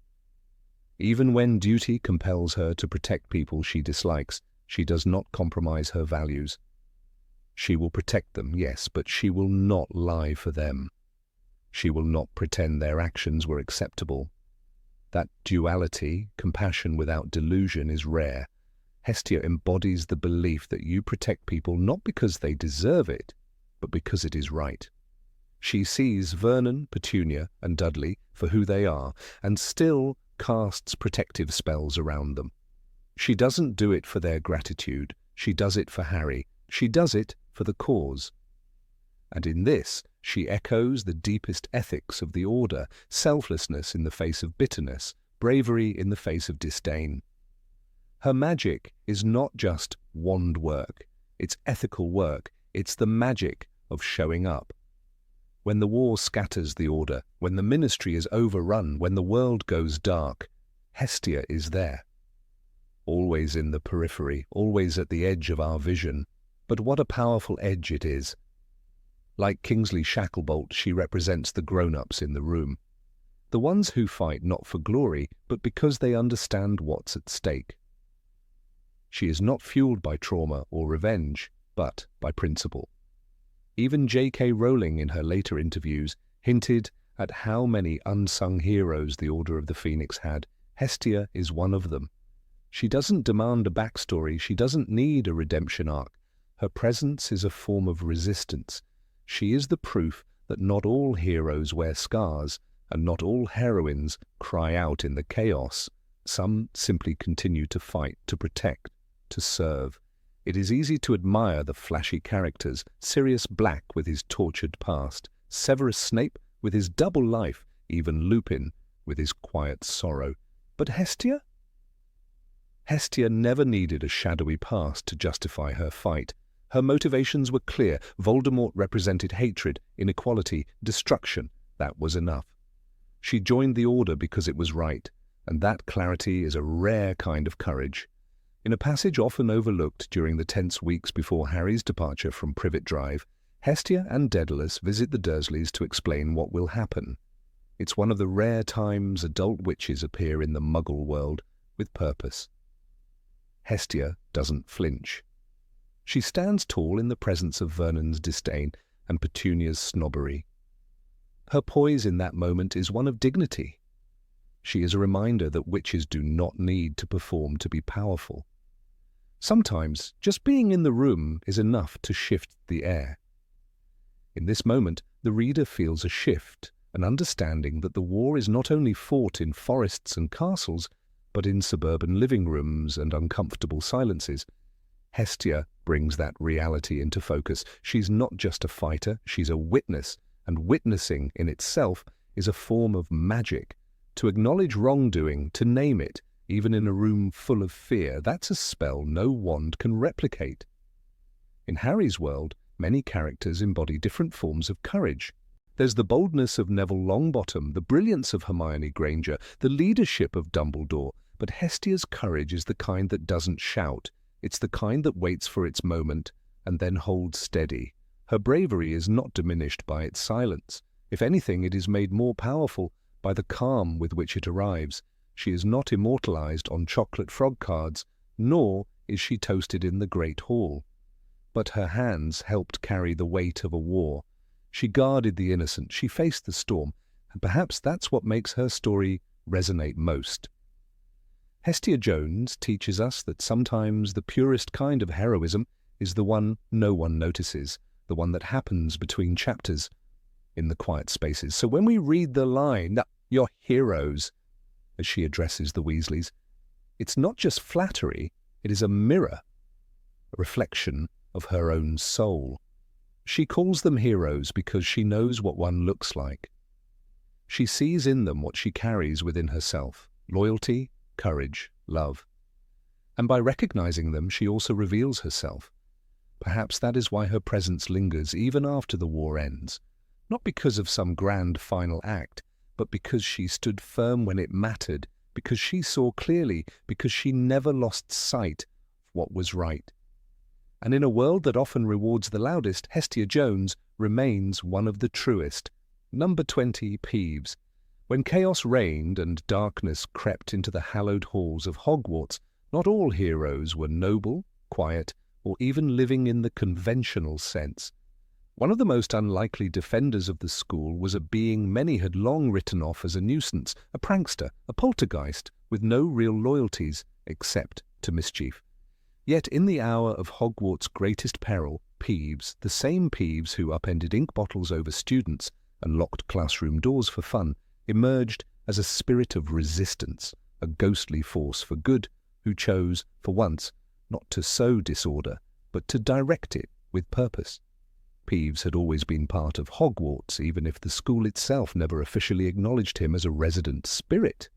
He was not among the castle's 4 official house ghosts, nearly headless Nick, the Fat Friar, the Bloody Baron, and the Grey Lady, nor did he follow the rules set by anyone, living or dead. But, despite the frustration he caused, Peeves was as much a fixture of Hogwarts as the moving staircases or the enchanted ceiling of the Great Hall. From the very first moments Harry entered the school, Peeves was already wrecking order, overturning rugs, throwing chalk, and delighting in student misery. "Give her hell from us, Peeves," Fred and George Weasley once cried as they left the school in an iconic blaze of rebellion. Peeves responded with a jubilant salute. It was the only time he ever took orders with respect. But to understand why Peeves mattered, why his absence from the films was a silent wound to the heart of the saga, you must go deeper. He was not a character that could be controlled, not by Dumbledore, not by Filch, who despised him most of all, not even by the Bloody Baron, who alone had the ability to make Peeves back off.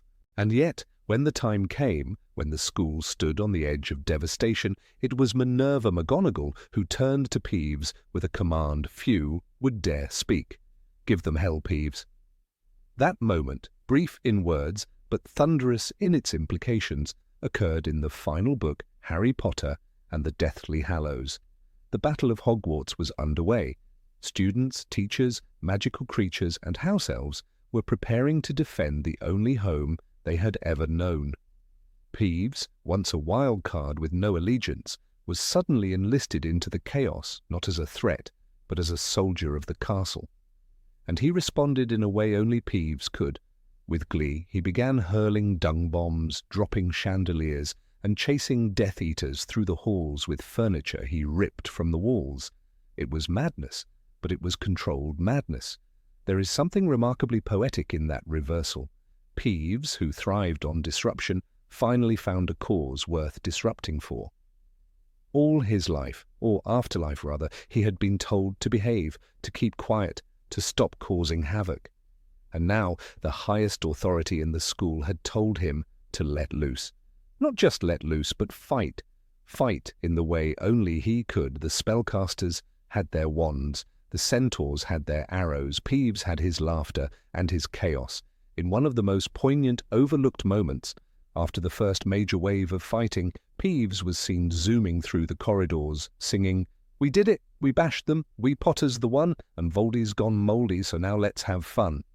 The line, while comical, was a battle cry turned celebration. It showed that Peeves had internalized the moment. He understood the stakes. He chose a side, and not just any side, but the side of Hogwarts, the side of the children, who had always been both his favorite targets and his secret allies. Fred and George, perhaps more than anyone, had always treated Peeves with a strange kind of reverence. They didn't fear him, they didn't avoid him, they delighted in him. In return, Peeves respected them, not in the conventional sense, but in the way that only spirits of mischief can, by watching, mimicking, even honoring their boldest acts. When Fred died during the battle, Peeves must have felt something. Of course, he wouldn't cry, he wouldn't mourn. But his manic laughter took on a sharper tone, one that echoed grief disguised as riot. For years, readers had known Peeves as an uncontainable force. He would sing ridiculous songs, torment teachers, and make the lives of Filch and others utterly miserable. He was the chaos in a castle of order, the wind that blew through cracks no one could seal. And yet what made him so important, so utterly irreplaceable in the narrative, was his consistency. He was always there, always causing trouble, always refusing to be tamed. And when the moment came that Hogwarts truly needed him, he didn't change who he was. He simply aimed that chaos at the right target. His absence from the films left a hole not just in the final battle, but in the entire ecosystem of Hogwarts. Without Peeves, the school seemed too orderly, too clean, too safe. The very unpredictability that defined Hogwarts' spirit was missing. Actor Rick Mayall was cast to portray Peeves in Harry Potter and the Sorcerer's Stone, and even filmed scenes, but they were all cut. The director found the scenes too disruptive, and perhaps that was the point. Peeves wasn't supposed to be comfortable. He wasn't meant to fit in. He was supposed to remind us that even in a world of rules, magic, and tradition, there was still room for anarchy and for anarchy to find its purpose. Dumbledore himself once said that the school was built to adapt. And Peeves was one of its strangest adaptations. No one could recall when exactly he arrived. He was simply part of the school's fabric. Like the enchanted armor or the staircases that moved at will, Peeves was proof that magic had a mind of its own. And when McGonagall gave her iconic order, "Give them hell, Peeves," she wasn't just authorizing chaos, she was recognizing Peeves as a guardian, not of peace, but of balance. There is something fundamentally magical in the idea that even the most troublesome spirit can become a hero. Peeves didn't change his nature. He didn't suddenly become wise or noble. He didn't apologize for his past. But in that crucial moment he used his gifts for something larger than himself. In a war between light and darkness, Peeves became a candle of lunacy that confused, distracted, and even harmed the enemy. Consider how much more dramatic and meaningful the Battle of Hogwarts would have been on screen had we seen Peeves storming down the hallway, hurling vases at Death Eaters, laughing maniacally as he led them into traps laid by the twins or other students. The spectacle would have captured the surrealism of war in a magical world. It wasn't just about one battles, it was about everyone and everything that made the school what it was, even the ghosts, even the rebels, even the outcasts. Peeves' role was also deeply symbolic. He was the embodiment of the unpredictable. In a world where the ministry could be corrupted, where trusted adults could be agents of evil, Peeves was immune. No one could bribe him. No one could predict his allegiance. That made his eventual support of Hogwarts all the more moving. He didn't side with Harry because he was the chosen one. He didn't fight because someone asked nicely. He fought because, in his own chaotic way, he loved the school. It was his playground, his sanctuary. During Umbridge's reign of terror, it was Peeves who escalated the resistance. He pulled rugs from beneath her feet, flooded corridors, and generally turned her time at Hogwarts into a nightmare. And yet in all that rebellion there was method. It wasn't random. He sensed the imbalance, the corruption. He reacted the only way he knew how, with mischief, with madness, with unrelenting anarchy. That same energy, when turned against Voldemort's forces, became a weapon. In the silence between spells and screams, one could almost imagine the sound of Peeves cackling in the rafters, flinging candlesticks, breaking windows, and causing such disarray that the Death Eaters were forced to retreat or divide their focus. He was a one-ghost riot, a walking, flying embodiment of everything that Hogwarts still had left to fight for. So when readers look back and ask what the films missed, what essential piece of the castle's soul was left on the cutting room floor, the answer is clear. It was Peeves, not just because he was funny, but because he represented something deeper. He was the proof that even chaos, when guided by heart, can become heroism. Peeves never sought praise. He wasn't interested in medals or recognition. He didn't stand in the Great Hall for the final victory. He probably went back to throwing chalk and chasing first years. But something had shifted. The students would never see him the same way again. He wasn't just a prankster. He was the spirit of rebellion, the ghost of courage, the one who made even the walls of Hogwarts laugh in the face of death. And that is why he matters, why he always mattered, why, even without a body, he was one of the most Human characters in the story, because when it counted, he showed up. He didn't become someone else. He became the best version of himself, and in a war filled with transformations, that may have been the most magical change of all. Number 21, Lee Jordan. Of all the voices that echoed through Hogwarts' enchanted halls, few were as instantly recognizable, as energetic, and as unforgettably defiant as Lee Jordan's. Known to many as the boisterous Quidditch commentator with a biting sense of humor and an uncanny ability to bend the rules while delivering his play-by-play, Lee was more than just a joker with dreadlocks and a magical microphone. Beneath the light-hearted charm was a man of deep conviction, sharpened wit, and unwavering courage. His journey from school mischief-maker to underground broadcaster during one of the darkest times in wizarding history is one of resilience, rebellion, and the triumph of truth in the face of terror. Lee Jordan wasn't born into heroism, he earned it. At Hogwarts, he stood out not only for his electric personality but also for his loyalty. A close friend of Fred and George Weasley, he shared their mischief and rebellion, yet unlike the twins, his eyes often looked beyond the joke. He noticed unfairness, he loathed injustice, and while his Quidditch commentary often got him scolded by Professor McGonagall, Jordan, if you can't commentate impartially, it was always with a twinkle of deeper meaning. He didn't just describe the game, he narrated it with emotion, pointing out fouls and favoritism, challenging authority in the slyest of ways. That same voice, mischievous yet principled, would one day carry the hope of a nation. When the Second Wizarding War began, many familiar names rose to resistance. Harry, Hermione, Ron. But while they vanished into myth and movement, others, like Lee, stayed among the people. The Ministry had fallen. The Muggle-born Registration Commission was in full force. Hogwarts had become a place of torture, and the prophet was little more than a puppet. People were afraid. Truth had gone silent. And then, a voice. That voice didn't crackle in with a bang. It hissed in secret, whispered across frequencies only the desperate dared to find. "This is Lee Jordan, and you're listening to Potter Watch."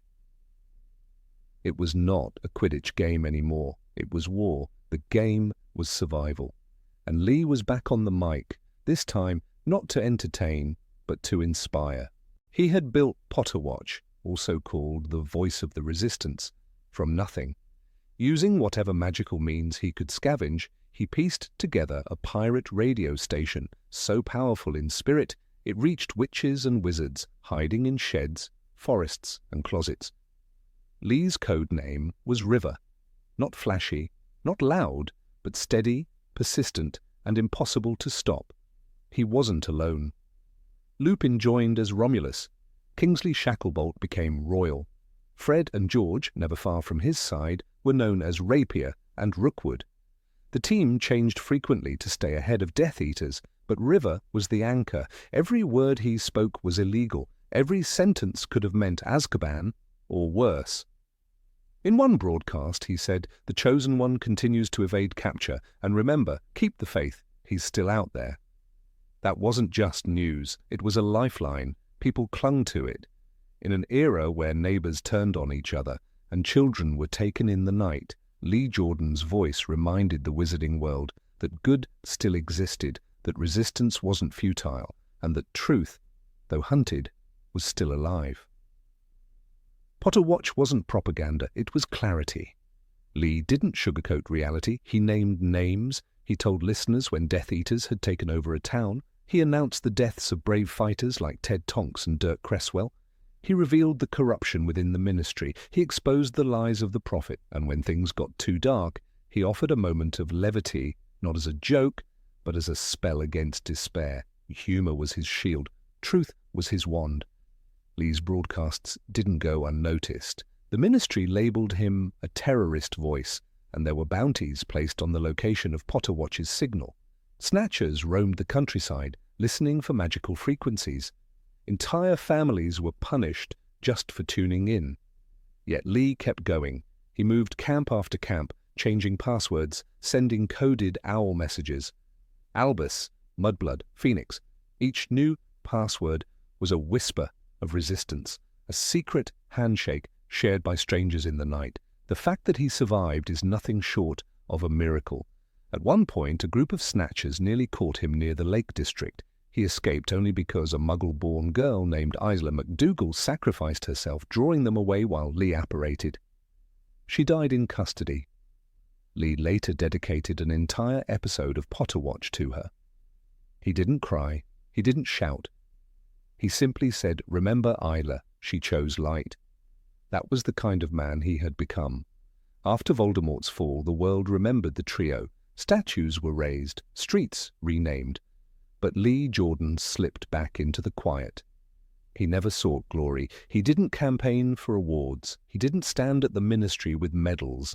He returned to broadcasting, this time legally, and used his skills to help rebuild a fractured magical media. But those who had listened during the war never forgot. They remembered the voice that had broken the silence of fear. His story, though absent from most headlines, lives in the memory of those who survived. Dean Thomas once said, "I wouldn't have made it through without Potter Watch. I wouldn't have believed it was worth it." That belief was Lee's true magic, not just in spells, but in the power of language. He cast hope. He conjured resilience. He transfigured despair into solidarity. There's a small plaque now, hidden on a Muggle radio tower in Cornwall. It reads, "In honor of River, whose voice gave us courage." It's unmarked, no dates, no ministry emblem, just words, like the ones he used, simple, human, and true. Even now, the wizarding world still listens, not to fear, but to truth, because of him. His legacy is not measured in points scored or pranks pulled, but in lives touched. He turned a radio into a revolution. He gave the silenced a voice. He didn't carry a wand into battle, but every word he spoke was an act of defiance. He reminded us that resistance isn't always loud. Sometimes it's just the quiet courage to speak when everyone else is afraid. Lee Jordan taught the wizarding world that heroism isn't only found in prophecy or prophecy breakers. It's found in everyday bravery, in risking your life to tell the truth, in laughing when the world demands your tears, in saying the name of the fallen so they're not forgotten. He wasn't the chosen one. He was the one who chose to resist, to speak, to believe. When Fred Weasley died during the Battle of Hogwarts, it hit Lee like a curse to the chest. The boy who had once laughed beside him in the commentary box, who had helped build Potter Watch with jokes and jinxes, was gone. Lee broadcasted that night, his voice cracking. He said only, "For Fred, for George, for all of us still standing." That was his grief. That was his tribute. He never again commented on Quidditch. The game had changed. Years later, in an interview with the Daily Prophet, Angelina Johnson recalled, "He was the only one who kept my spirit alive during those months. I never told him. I wish I had." Lee didn't need to hear it. He knew. He had been the voice in the darkness, the laugh behind the tears, the river that never stopped flowing. He didn't want a statue. He wanted people to listen, and they did. Long after the last battle, when Hogwarts was rebuilt and students returned, Lee's old microphone, the one he enchanted during Potter Watch, was placed inside the room of requirement. It waits, silent now, but ready. Should the world ever fall silent again, Lee Jordan's voice will return. There are many kinds of magic in the wizarding world. Some are ancient, carved in runes and guarded by dragons. Some are found in wands, in duels, in dark and light. But the rarest kind and the most powerful is the magic of belief, of words spoken into voids, of voices raised when the world says, "Stay silent." Lee Jordan wielded that magic. So the next time someone remembers him only as the funny bloke with a mic and a joke, remember this. He was also the man who stood alone behind a radio transmitter, hunted by Death Eaters, whispering, "Keep fighting!" He wasn't just a commentator. He was the conscience of a broken world, and he never stopped speaking, even when it hurt, even when it cost him everything. And that, more than any spell or prophecy, is what makes him a hero. Number 22, Pansy Parkinson. Pansy Parkinson often stood at the edges of every battle, every hallway dispute, every biting comment that echoed through the stone corridors of Hogwarts. She wasn't just a Slytherin girl with a sharp tongue and a sneer fixed in place like a second skin. She was a mirror, a polished shard of a broken world reflecting not just herself, but the ideology that raised her. In the great tapestry of characters, Pansy is easy to dismiss and easier still to despise. But behind the smirks and schoolyard cruelties lay something more, a glimpse into what it meant to grow up shaped by pure-blood dogma, and how that twisted legacy played out in the eyes of a girl who never chose it. From the very beginning, Pansy made her stance clear. She was cruel to Hermione, dismissive of Harry, and openly revelled in Draco Malfoy's petty victories. In Harry Potter and the Prisoner of Azkaban, she laughed loudest when Draco mimicked Buckbeak's attack, mocking Hagrid's distress. She appeared to thrive on the suffering of others, the sort of child who found power in the weakness of classmates. And yet, even this malice wasn't born in a vacuum. She wasn't inventing cruelty, she was echoing it, a student of it, the way a child mimics the accents and attitudes of their household. Pansy didn't create hate, she inherited it, wore it like a school robe, and fastened it tight to keep herself safe. Slytherin House, the one that raised her, wasn't just a place for ambition. It was a fortress, a bastion for children whose parents whispered about blood purity over dinner and warned of the dangers of mingling with the Muggle-born.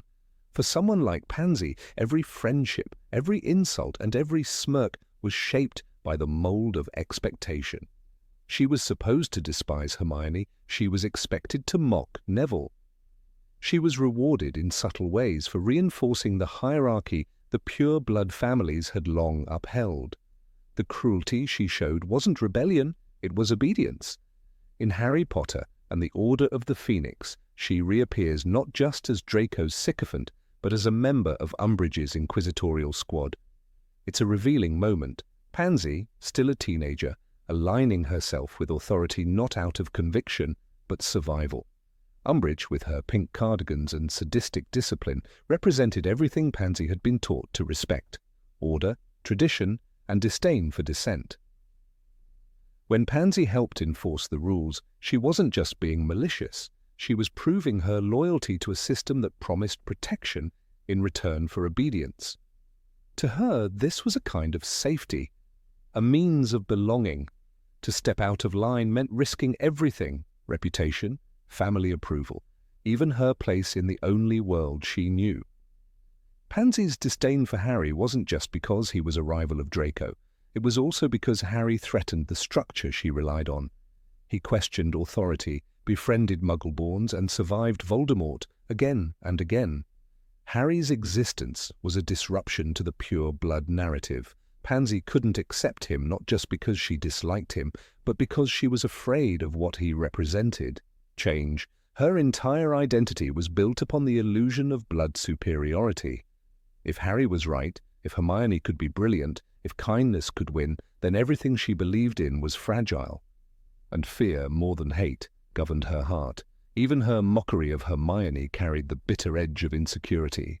In the Goblet of Fire, when Hermione appears at the Yule Ball with Victor Crumb, Pansy's reaction is telling. She sneers, yes, but her laughter sounds hollow.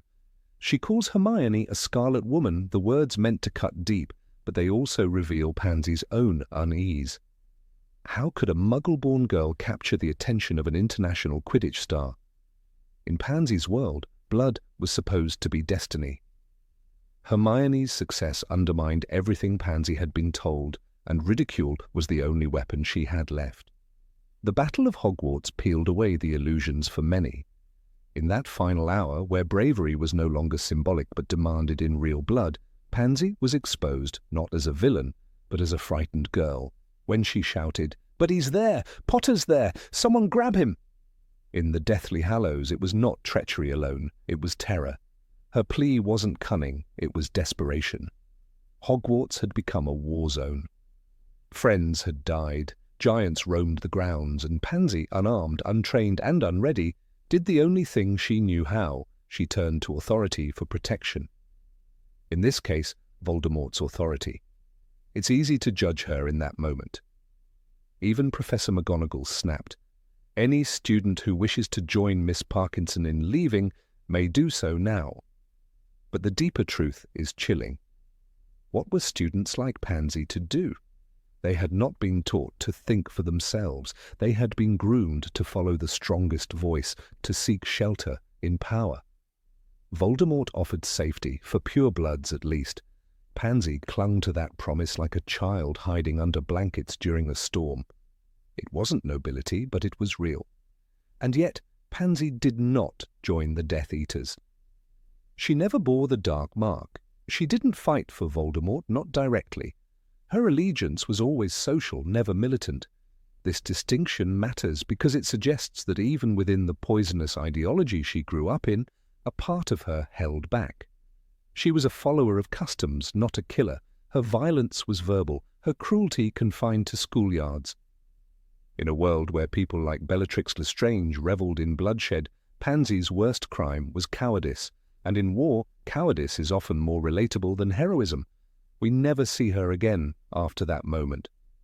She disappears from the narrative, no redemption arc, no post-war reformation, and perhaps that's the most haunting part, because not everyone gets a dramatic conclusion. Some people, especially those raised on the wrong side of history, fade away trying to rebuild themselves quietly. In a way, Pansy represents the thousands of nameless children from pureblood families who were neither heroes nor villains, just survivors, raised to hate, taught to conform, and left to wonder after the smoke cleared what they had become. It's tempting to want her to change, to imagine that years later she might have apologized to Hermione or sent an anonymous donation to Muggle-born support networks, but the books do not offer us that closure. And maybe that's the point, because Pansy's story isn't about transformation, it's about the weight of inheritance, the scars of indoctrination, the price of never being taught how to choose kindness. We cannot pretend that Pansy's actions didn't hurt people. Her cruelty toward Neville, her laughter at Luna's expense, her disdain for Gryffindor students, all these things left marks. But we must also ask, what would we have done raised in her place, surrounded by parents who worshipped Voldemort, applauded Umbridge, and viewed half-bloods as threats? What would our morality look like if it had been carved by fear? In one of the most overlooked moments, Draco hesitates in the Room of Requirement, unable to kill Dumbledore, torn between family and conscience. But Pansy, too, had her moment, not of heroism, but of exposure. Her fear on the night of the battle showed something raw, something human. And that humanity, brief though it was, makes her more than a stock villain. It makes her real. J.K. Rowling never asked us to like Pansy, but she did show us just enough to understand her. In doing so, she reminded us that war isn't just fought between good and evil. It is fought in the minds of those trying to navigate inherited hatred. Pansy didn't pick up a wand and fight, but she also didn't step forward to condemn. She froze, she complied, she trembled, and perhaps she regretted.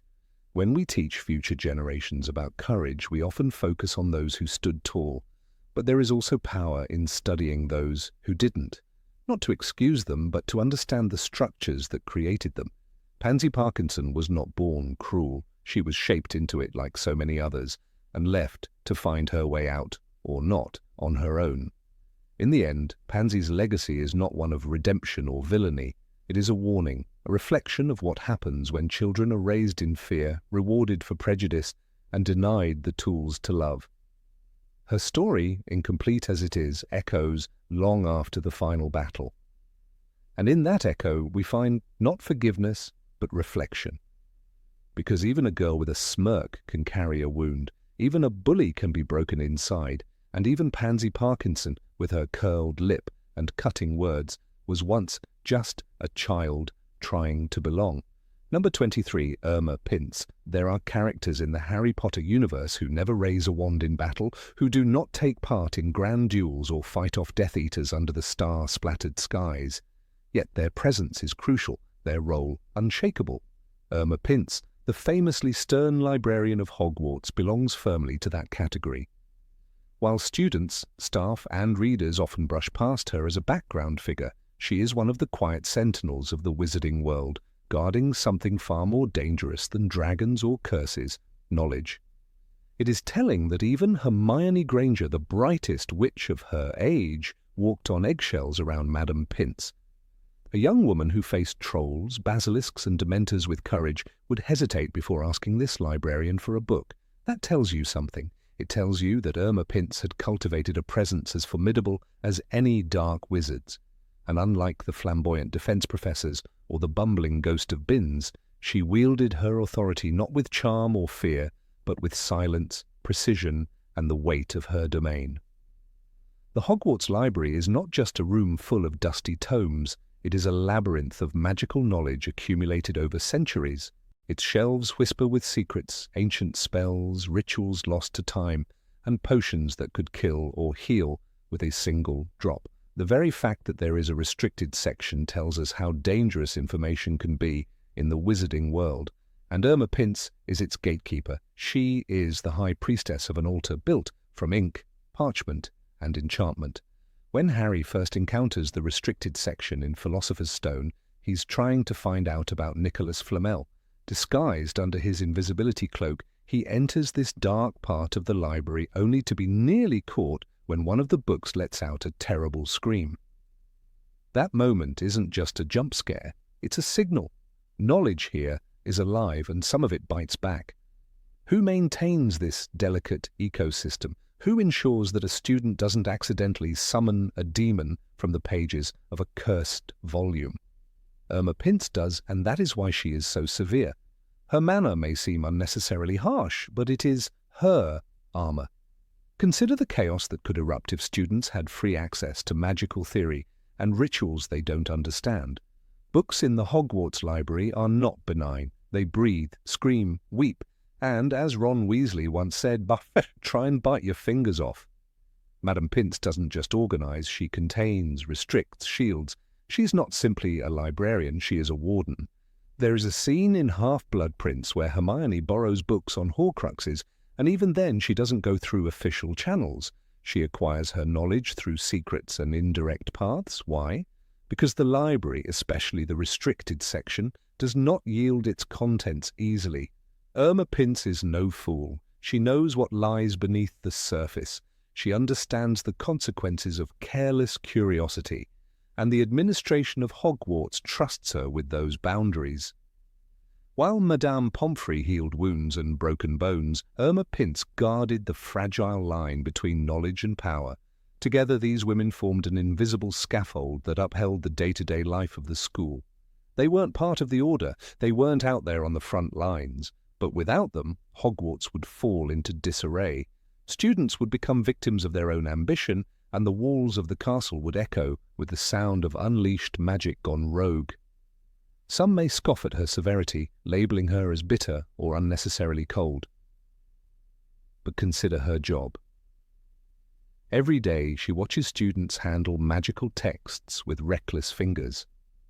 Every day she monitors books that, if misused, could result in possession, madness, or worse.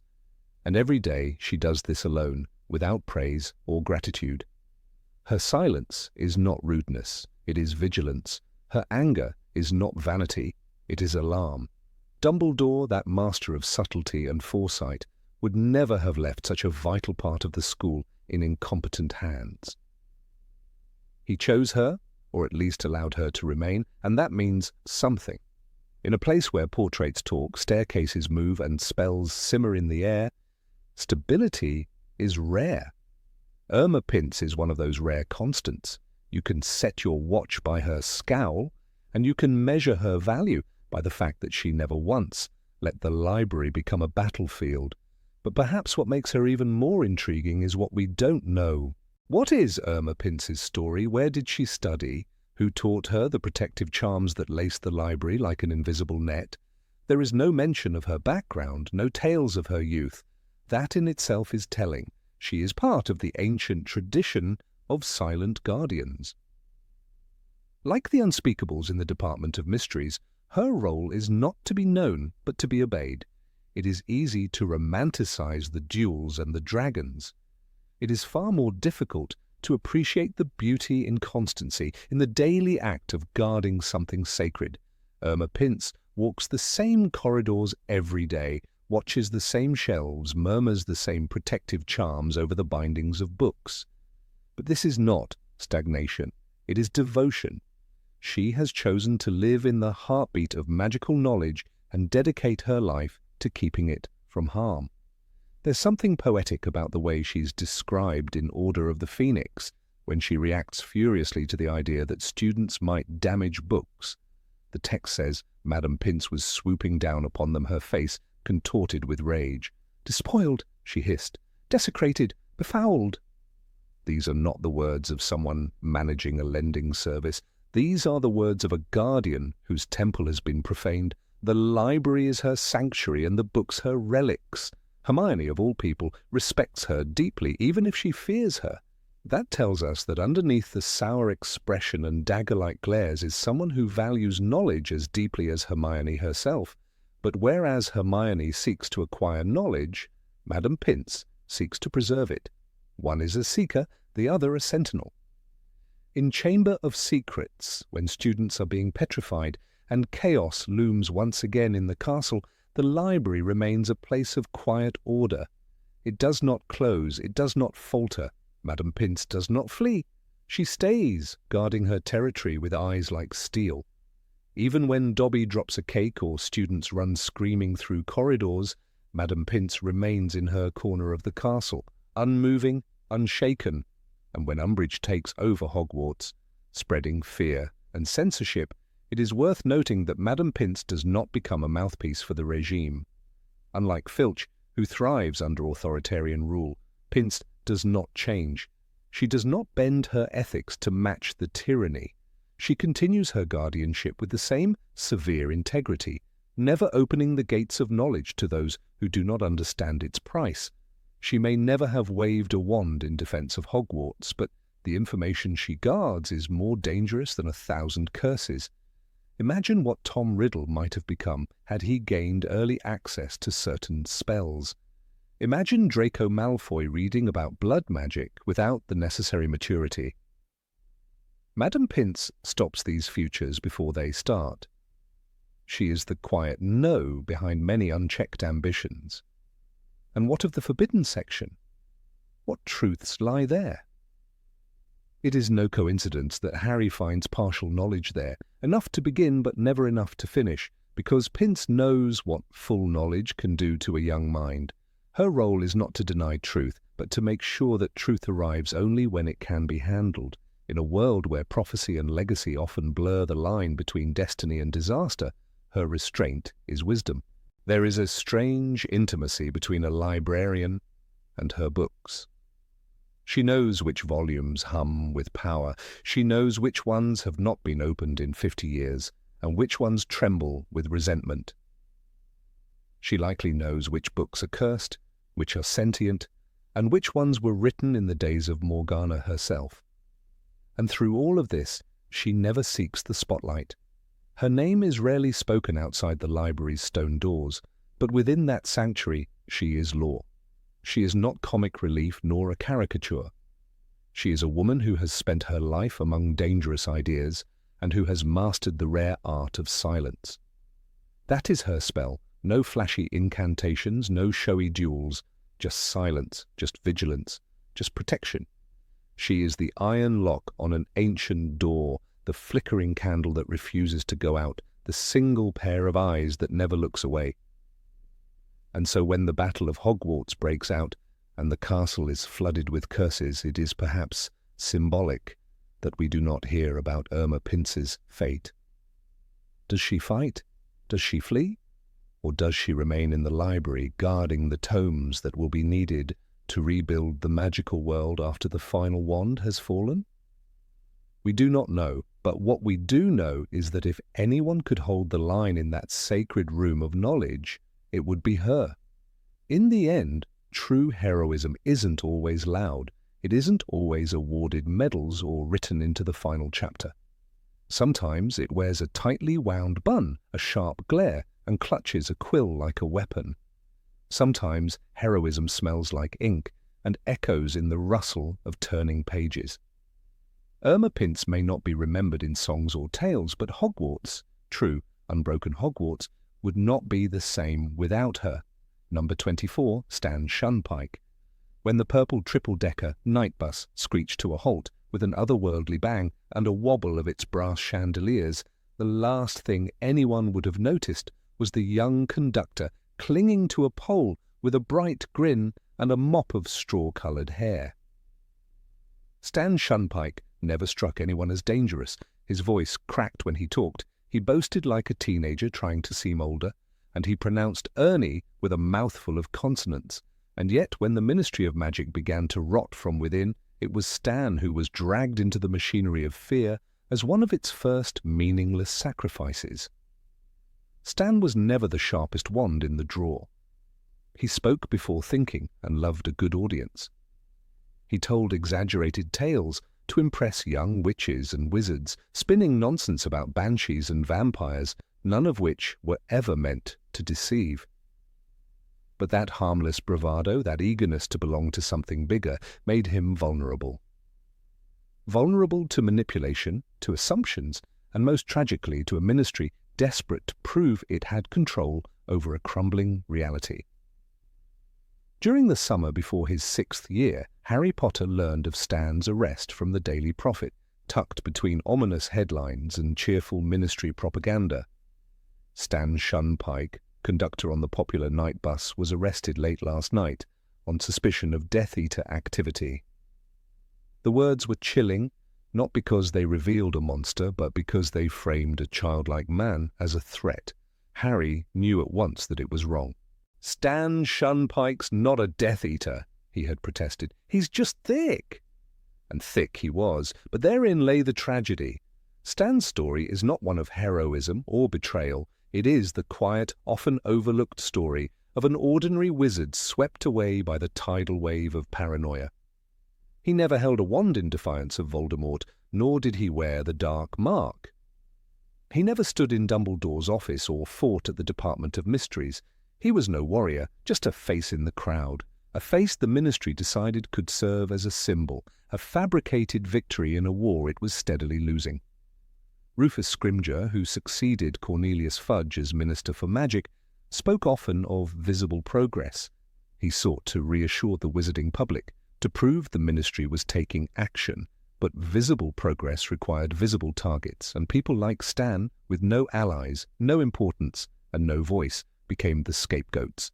It was not justice, it was theatre, a man behind bars so that others could feel safe, a name in a headline so that parents could sleep at night.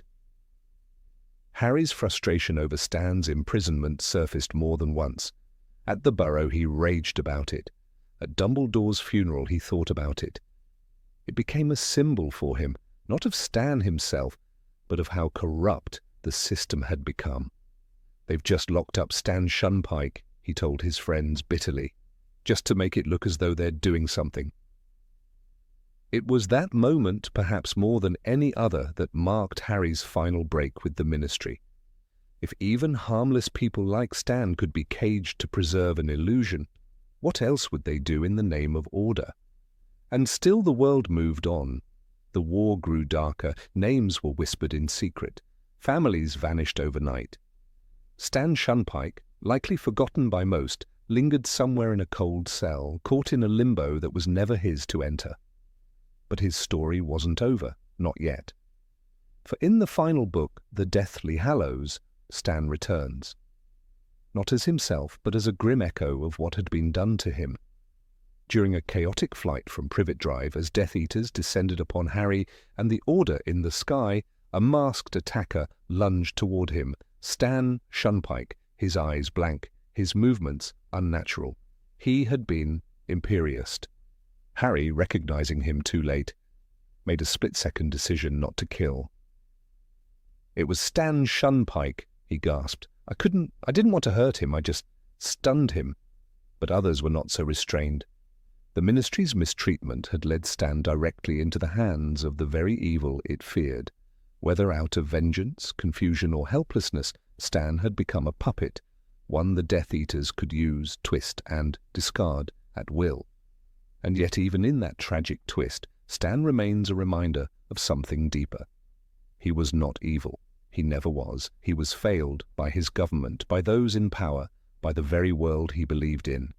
In a war that glorified bravery and condemned betrayal, there were few who stopped to mourn the misled. Stan was one of them. In many ways, he represents the silent casualties of every war, those who don't choose sides but are swept into battles not of their making. Stan didn't fight for Voldemort. He didn't fight for Dumbledore. He was just there. And in being there, in existing within that space between absolutes, he became the perfect example of how war doesn't just kill people, it erodes systems, logic, and decency. The world of Harry Potter is filled with grand gestures, sacrifices made on battlefields, love overcoming death, spells shouted in desperate defiance. But the story of Stan Shunpike is not grand. It is small, quiet, and deeply human. It is about what happens when the innocent are used as pawns in games they don't understand. When fear overrides truth. When a government built on justice uses fear to maintain power. Stan's imprisonment is often mentioned only briefly in discussions of the books, an incidental moment in a much larger saga, but it is precisely that brevity that speaks volumes. It wasn't important to the ministry that Stan be guilty, it was important that he be useful, a reminder to the public that someone had been caught, that something had been done, that progress was being made. Even Remus Lupin, a man who had seen the worst of society's cruelty, didn't speak at length about Stan. Few did. That silence, so deafening, is perhaps the clearest sign of his erasure. The war was not just about defeating Voldemort, it was about what people were willing to become in order to feel safe. Stan's transformation from cheerful conductor to silent puppet is a metaphor for all who are dehumanized in times of fear. His journey is not about good or evil, it's about consequence, about what happens when people are no longer seen as people, but as symbols, tools, warnings. It is the story of how a society's need for control can destroy the very individuals it was meant to protect. When Harry spoke up for Stan, he was not just defending one man, he was calling out a system. That moment, that voice, mattered, because too often voices like Stan's are drowned in policy, propaganda, and the cold efficiency of bureaucracy. He's just thick, Harry had said. And perhaps he was, but that was never a crime. Being naive is not the same as being dangerous, and yet for the ministry it was enough. Years later, when historians look back at the Second Wizarding War, they may write of the Battle of Hogwarts, of Snape's duplicity, of the Elder Wand and the boy who lived. But the true soul of that war may be found in the quieter moments, in the wrongfully imprisoned, in the misjudged, in people like Stan, because wars aren't won only with wands, they're fought with ideas, perceptions, stories. And in the story of the Harry Potter world, Stan's tale is a cautionary one, a whisper that reminds us even the smallest cog can be crushed by the machine. It is easy to remember heroes and villains, harder to remember those who didn't ask to be either. Stan Shunpike didn't ask for a war, he didn't ask to be a symbol, but in the end that's what he became, a mirror reflecting everything the wizarding world wished to ignore, and that is why we must remember him. Number 25, James Potter. It is one of the oddities of the wizarding world that even the most pivotal figures can fade into the periphery of memory, distorted by fragments and half-told tales. James Potter, father of the boy who lived, stands among these shadows, a man at the heart of the story, yet so often remembered only in flashes of arrogance or the brief tragic silhouette of a life cut short. There is a paradox in the way the world remembers James Potter, remembered not for who he became, but for who he once was. But memory is a mirror with cracks, and in those cracks a fuller picture emerges, if one dares to look closer. James was born into a world of privilege, at least by the standards of the wizarding community. The Potters were old blood, wealthy and respected, but unlike many pure-blood families, they had long since shaken off the toxicity of blood supremacy. His parents, Euphemia and Fleamont, doted on their only child, a son born late in their lives. James grew up surrounded by love, and perhaps, in part, that abundance made him exuberant, sure of himself, and more than a little arrogant. But arrogance is not a sentence, it is a stage, often one that brilliant young boys must pass through on their way to becoming men. Hogwarts gave James a stage and an audience. From the moment he stepped through its ancient doors, he was magnetic. Teachers noted his talent. Students were drawn to his confidence. He excelled at transfiguration. Minerva McGonagall once called him one of the most naturally gifted students she ever taught. He became a chaser for the Gryffindor Quidditch team by his second year. Alongside Sirius Black, Remus Lupin, and Peter Pettigrew, he formed the group known as the Marauders, known for their maps, their mischief, and their unbreakable friendship. Yet it is in the tales of Severus Snape that James often finds himself unfairly entombed.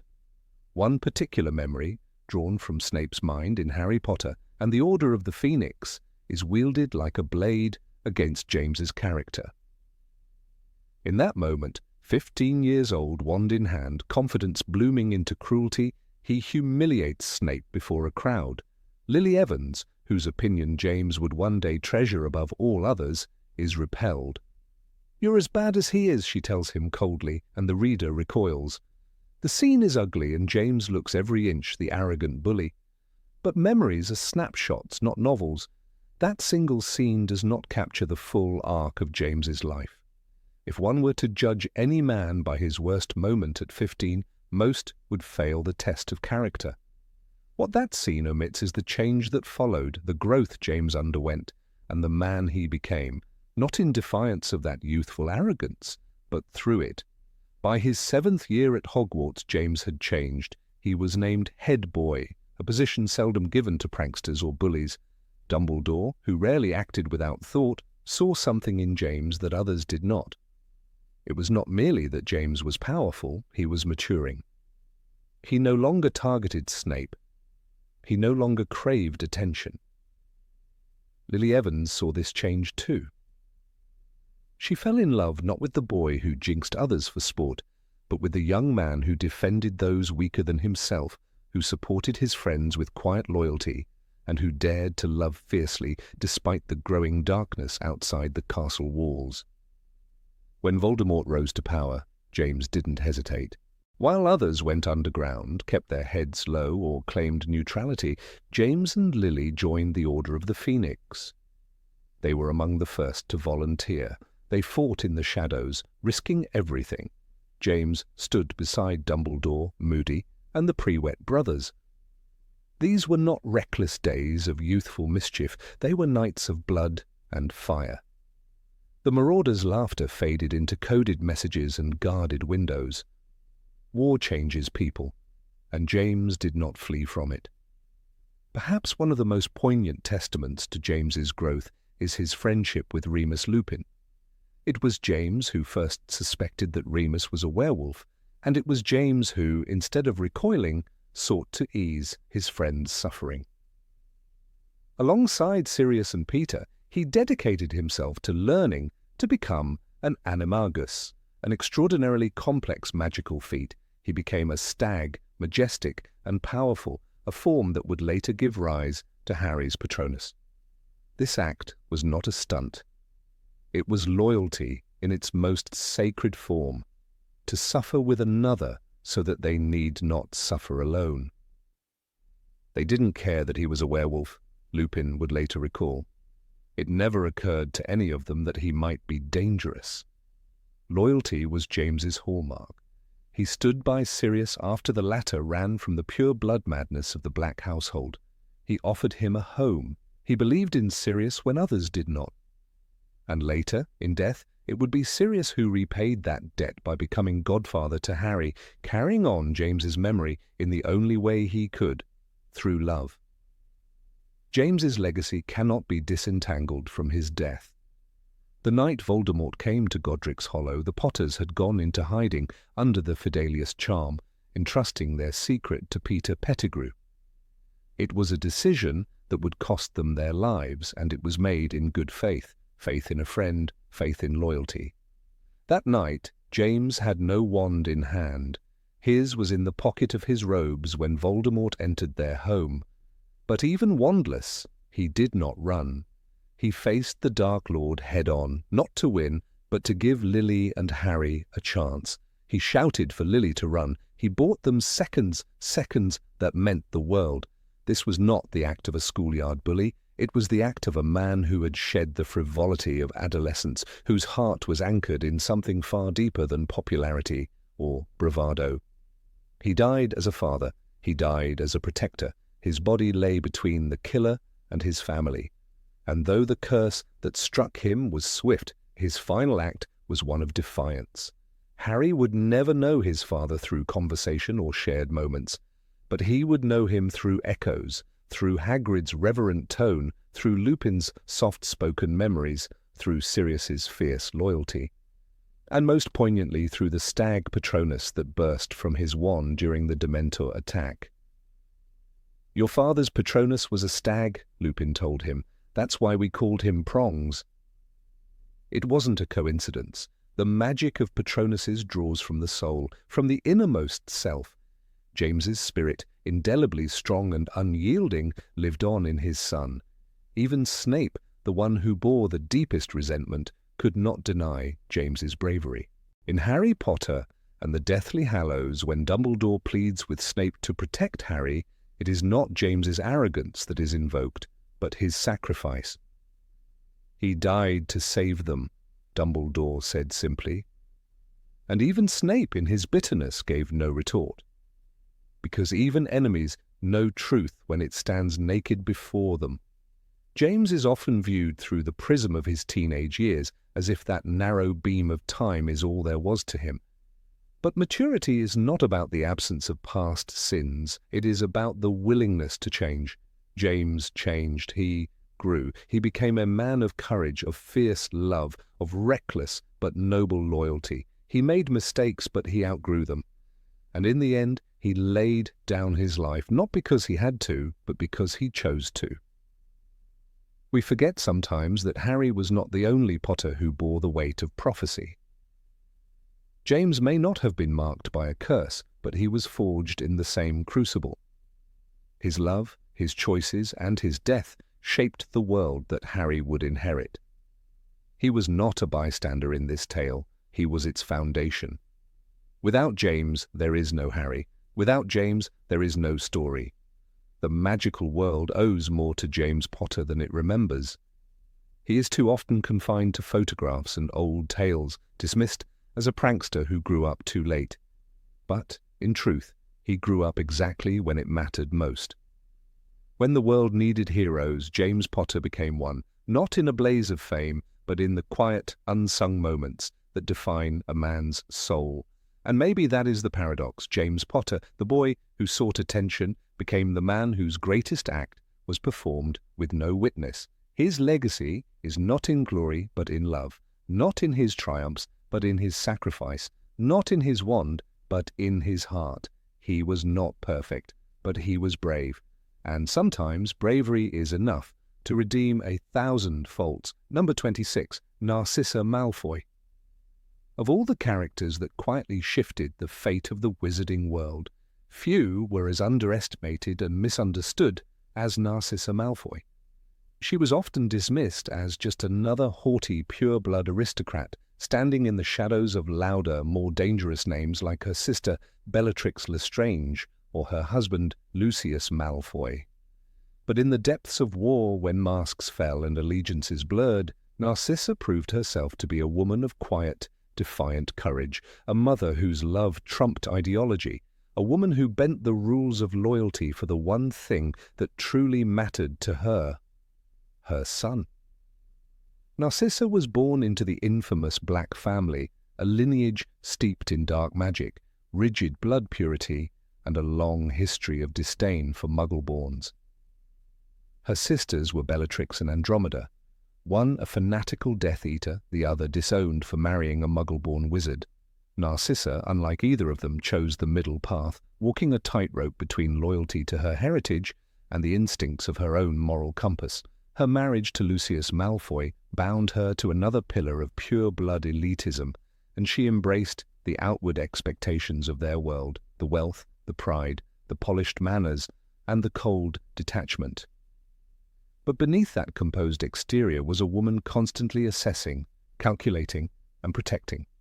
Her role in the series is often quiet, nearly invisible compared to the chaos around her. But when she does act, her choices ripple far and wide.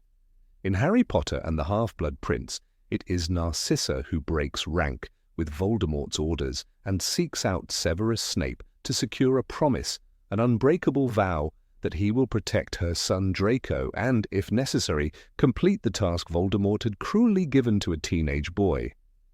He intends me to do it. He wants me to do it.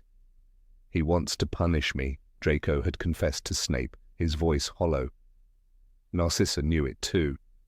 She saw that Voldemort had marked her son for death not as punishment for Draco, but as a warning to Lucius. She did not ask for power, revenge, or favor. She asked for protection.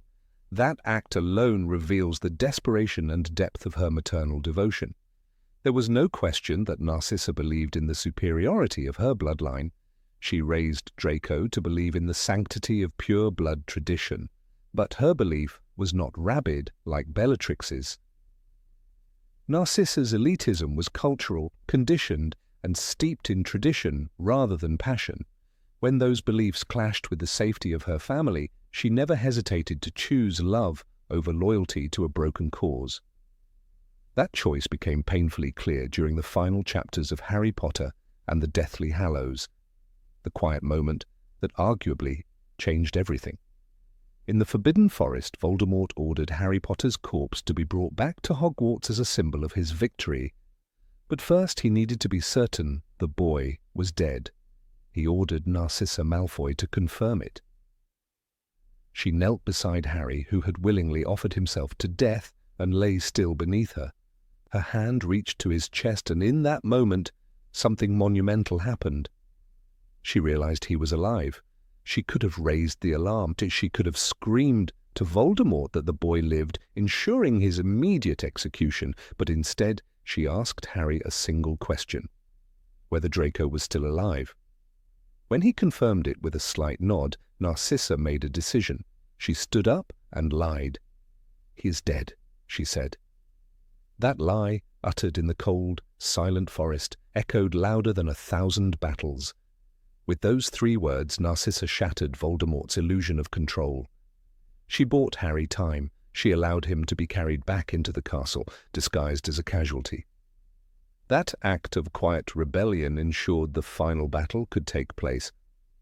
It allowed Voldemort's enemies to rise one last time and fight with hope.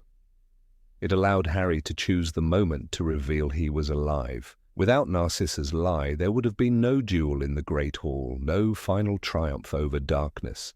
The irony of Narcissa's defining moment is that it was not born of heroism in the traditional sense.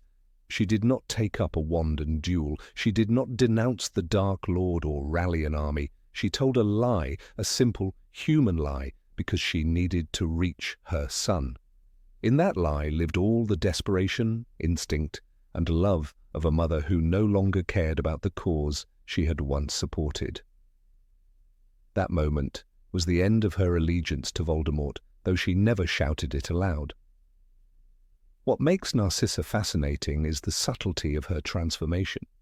She never turns into a flag-waving rebel. She remains poised, elegant, and somewhat aloof until the end. She doesn't share the raw defiance of Molly Weasley or the unshakable faith of Lily Potter. Instead, she represents another kind of strength, the protective, watchful strength of a mother who waits, who endures, who watches and plans until the right moment to act. In the aftermath of the Battle of Hogwarts, the Malfoys were not punished like the other Death Eaters. They did not flee, nor did they fight for redemption. They simply stayed together. J.K. Rowling writes that the Malfoys' true allegiance was revealed not to be to Voldemort, but to each other. It is one of the few instances in the series where familial love triumphs over ideology in such a stark, irreversible way. It was Narcissa's influence above all that drove that revelation. She was not a saint. Narcissa never fought for justice, nor did she apologize for her past. She stood by Lucius for years as he paraded his wealth and power, as he used his status to manipulate and intimidate. She raised Draco in a world that looked down on others and judged by blood. But she also stepped beyond that world when it mattered most.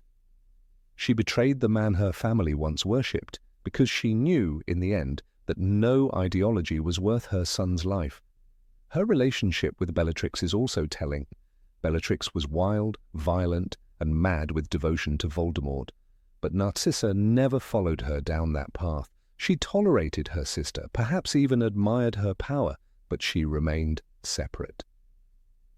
In Half-Blood Prince, when Bellatrix questions Snape's loyalty and mocks Narcissa's concern for Draco, it is Narcissa who takes the risk and acts. She defies Voldemort's orders by speaking to Snape at all. She places her trust and her son's life in the hands of a man she cannot fully understand, because hope mattered more than fear. In the eyes of the wizarding world, Narcissa Malfoy will always be a complicated figure. Her name, tied to the Malfoy family, will always carry the weight of arrogance and dark affiliations. But those who look closely will find something else. A woman who did not scream her resistance but lived it.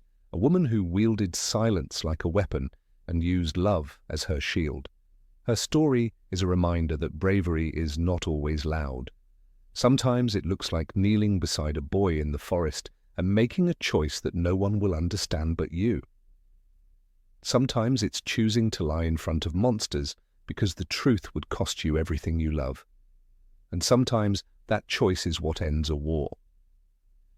Narcissa's role in the story is further illuminated by her relationship with her son. Draco, who begins the series as a smug, entitled bully, is gradually revealed to be a frightened, conflicted child caught in a web too large for him. It is Narcissa who sees the danger he is in, not just from Dumbledore's task, but from the mental toll of carrying it. Her intervention, the unbreakable vow, is not just an act of desperation. It is an act of clarity. She sees what Voldemort does not, that her son is a child, not a weapon. When Voldemort takes over Malfoy Manor, it is Narcissa who keeps the house running, who maintains what dignity she can. Even as prisoners scream in the basement and Bellatrix prowls the halls, Narcissa remains a quiet force. When Hermione Granger is brought in, bloodied and broken, it is Narcissa who watches with cold silence. Not cruelty, but detachment. She knows she cannot stop it, but she also does not cheer. Her silence is not complicity, it is survival. She does not ask for pity. Her character is not built on redemption arcs or grand sacrifices. Narcissa simply endures, and in enduring she chooses. Again and again, when the time comes, she chooses her son, and in the end, that choice leads her out of the darkness. Few characters in the Harry Potter saga are so quietly pivotal. Without Narcissa's lie in the forest, Harry would have died. Without her push to Snape, Draco might not have lived. Without her constant, silent vigilance, the Malfoys may have followed Voldemort into oblivion, but because of her, and her alone, they survived. And in doing so, they proved that love, even flawed, elitist, and silent, can still be powerful enough to change the course of history. She reminds us that the battlefield is not always where wands are drawn. Sometimes it's in the drawing room, in whispered bargains, in silent refusals to kneel.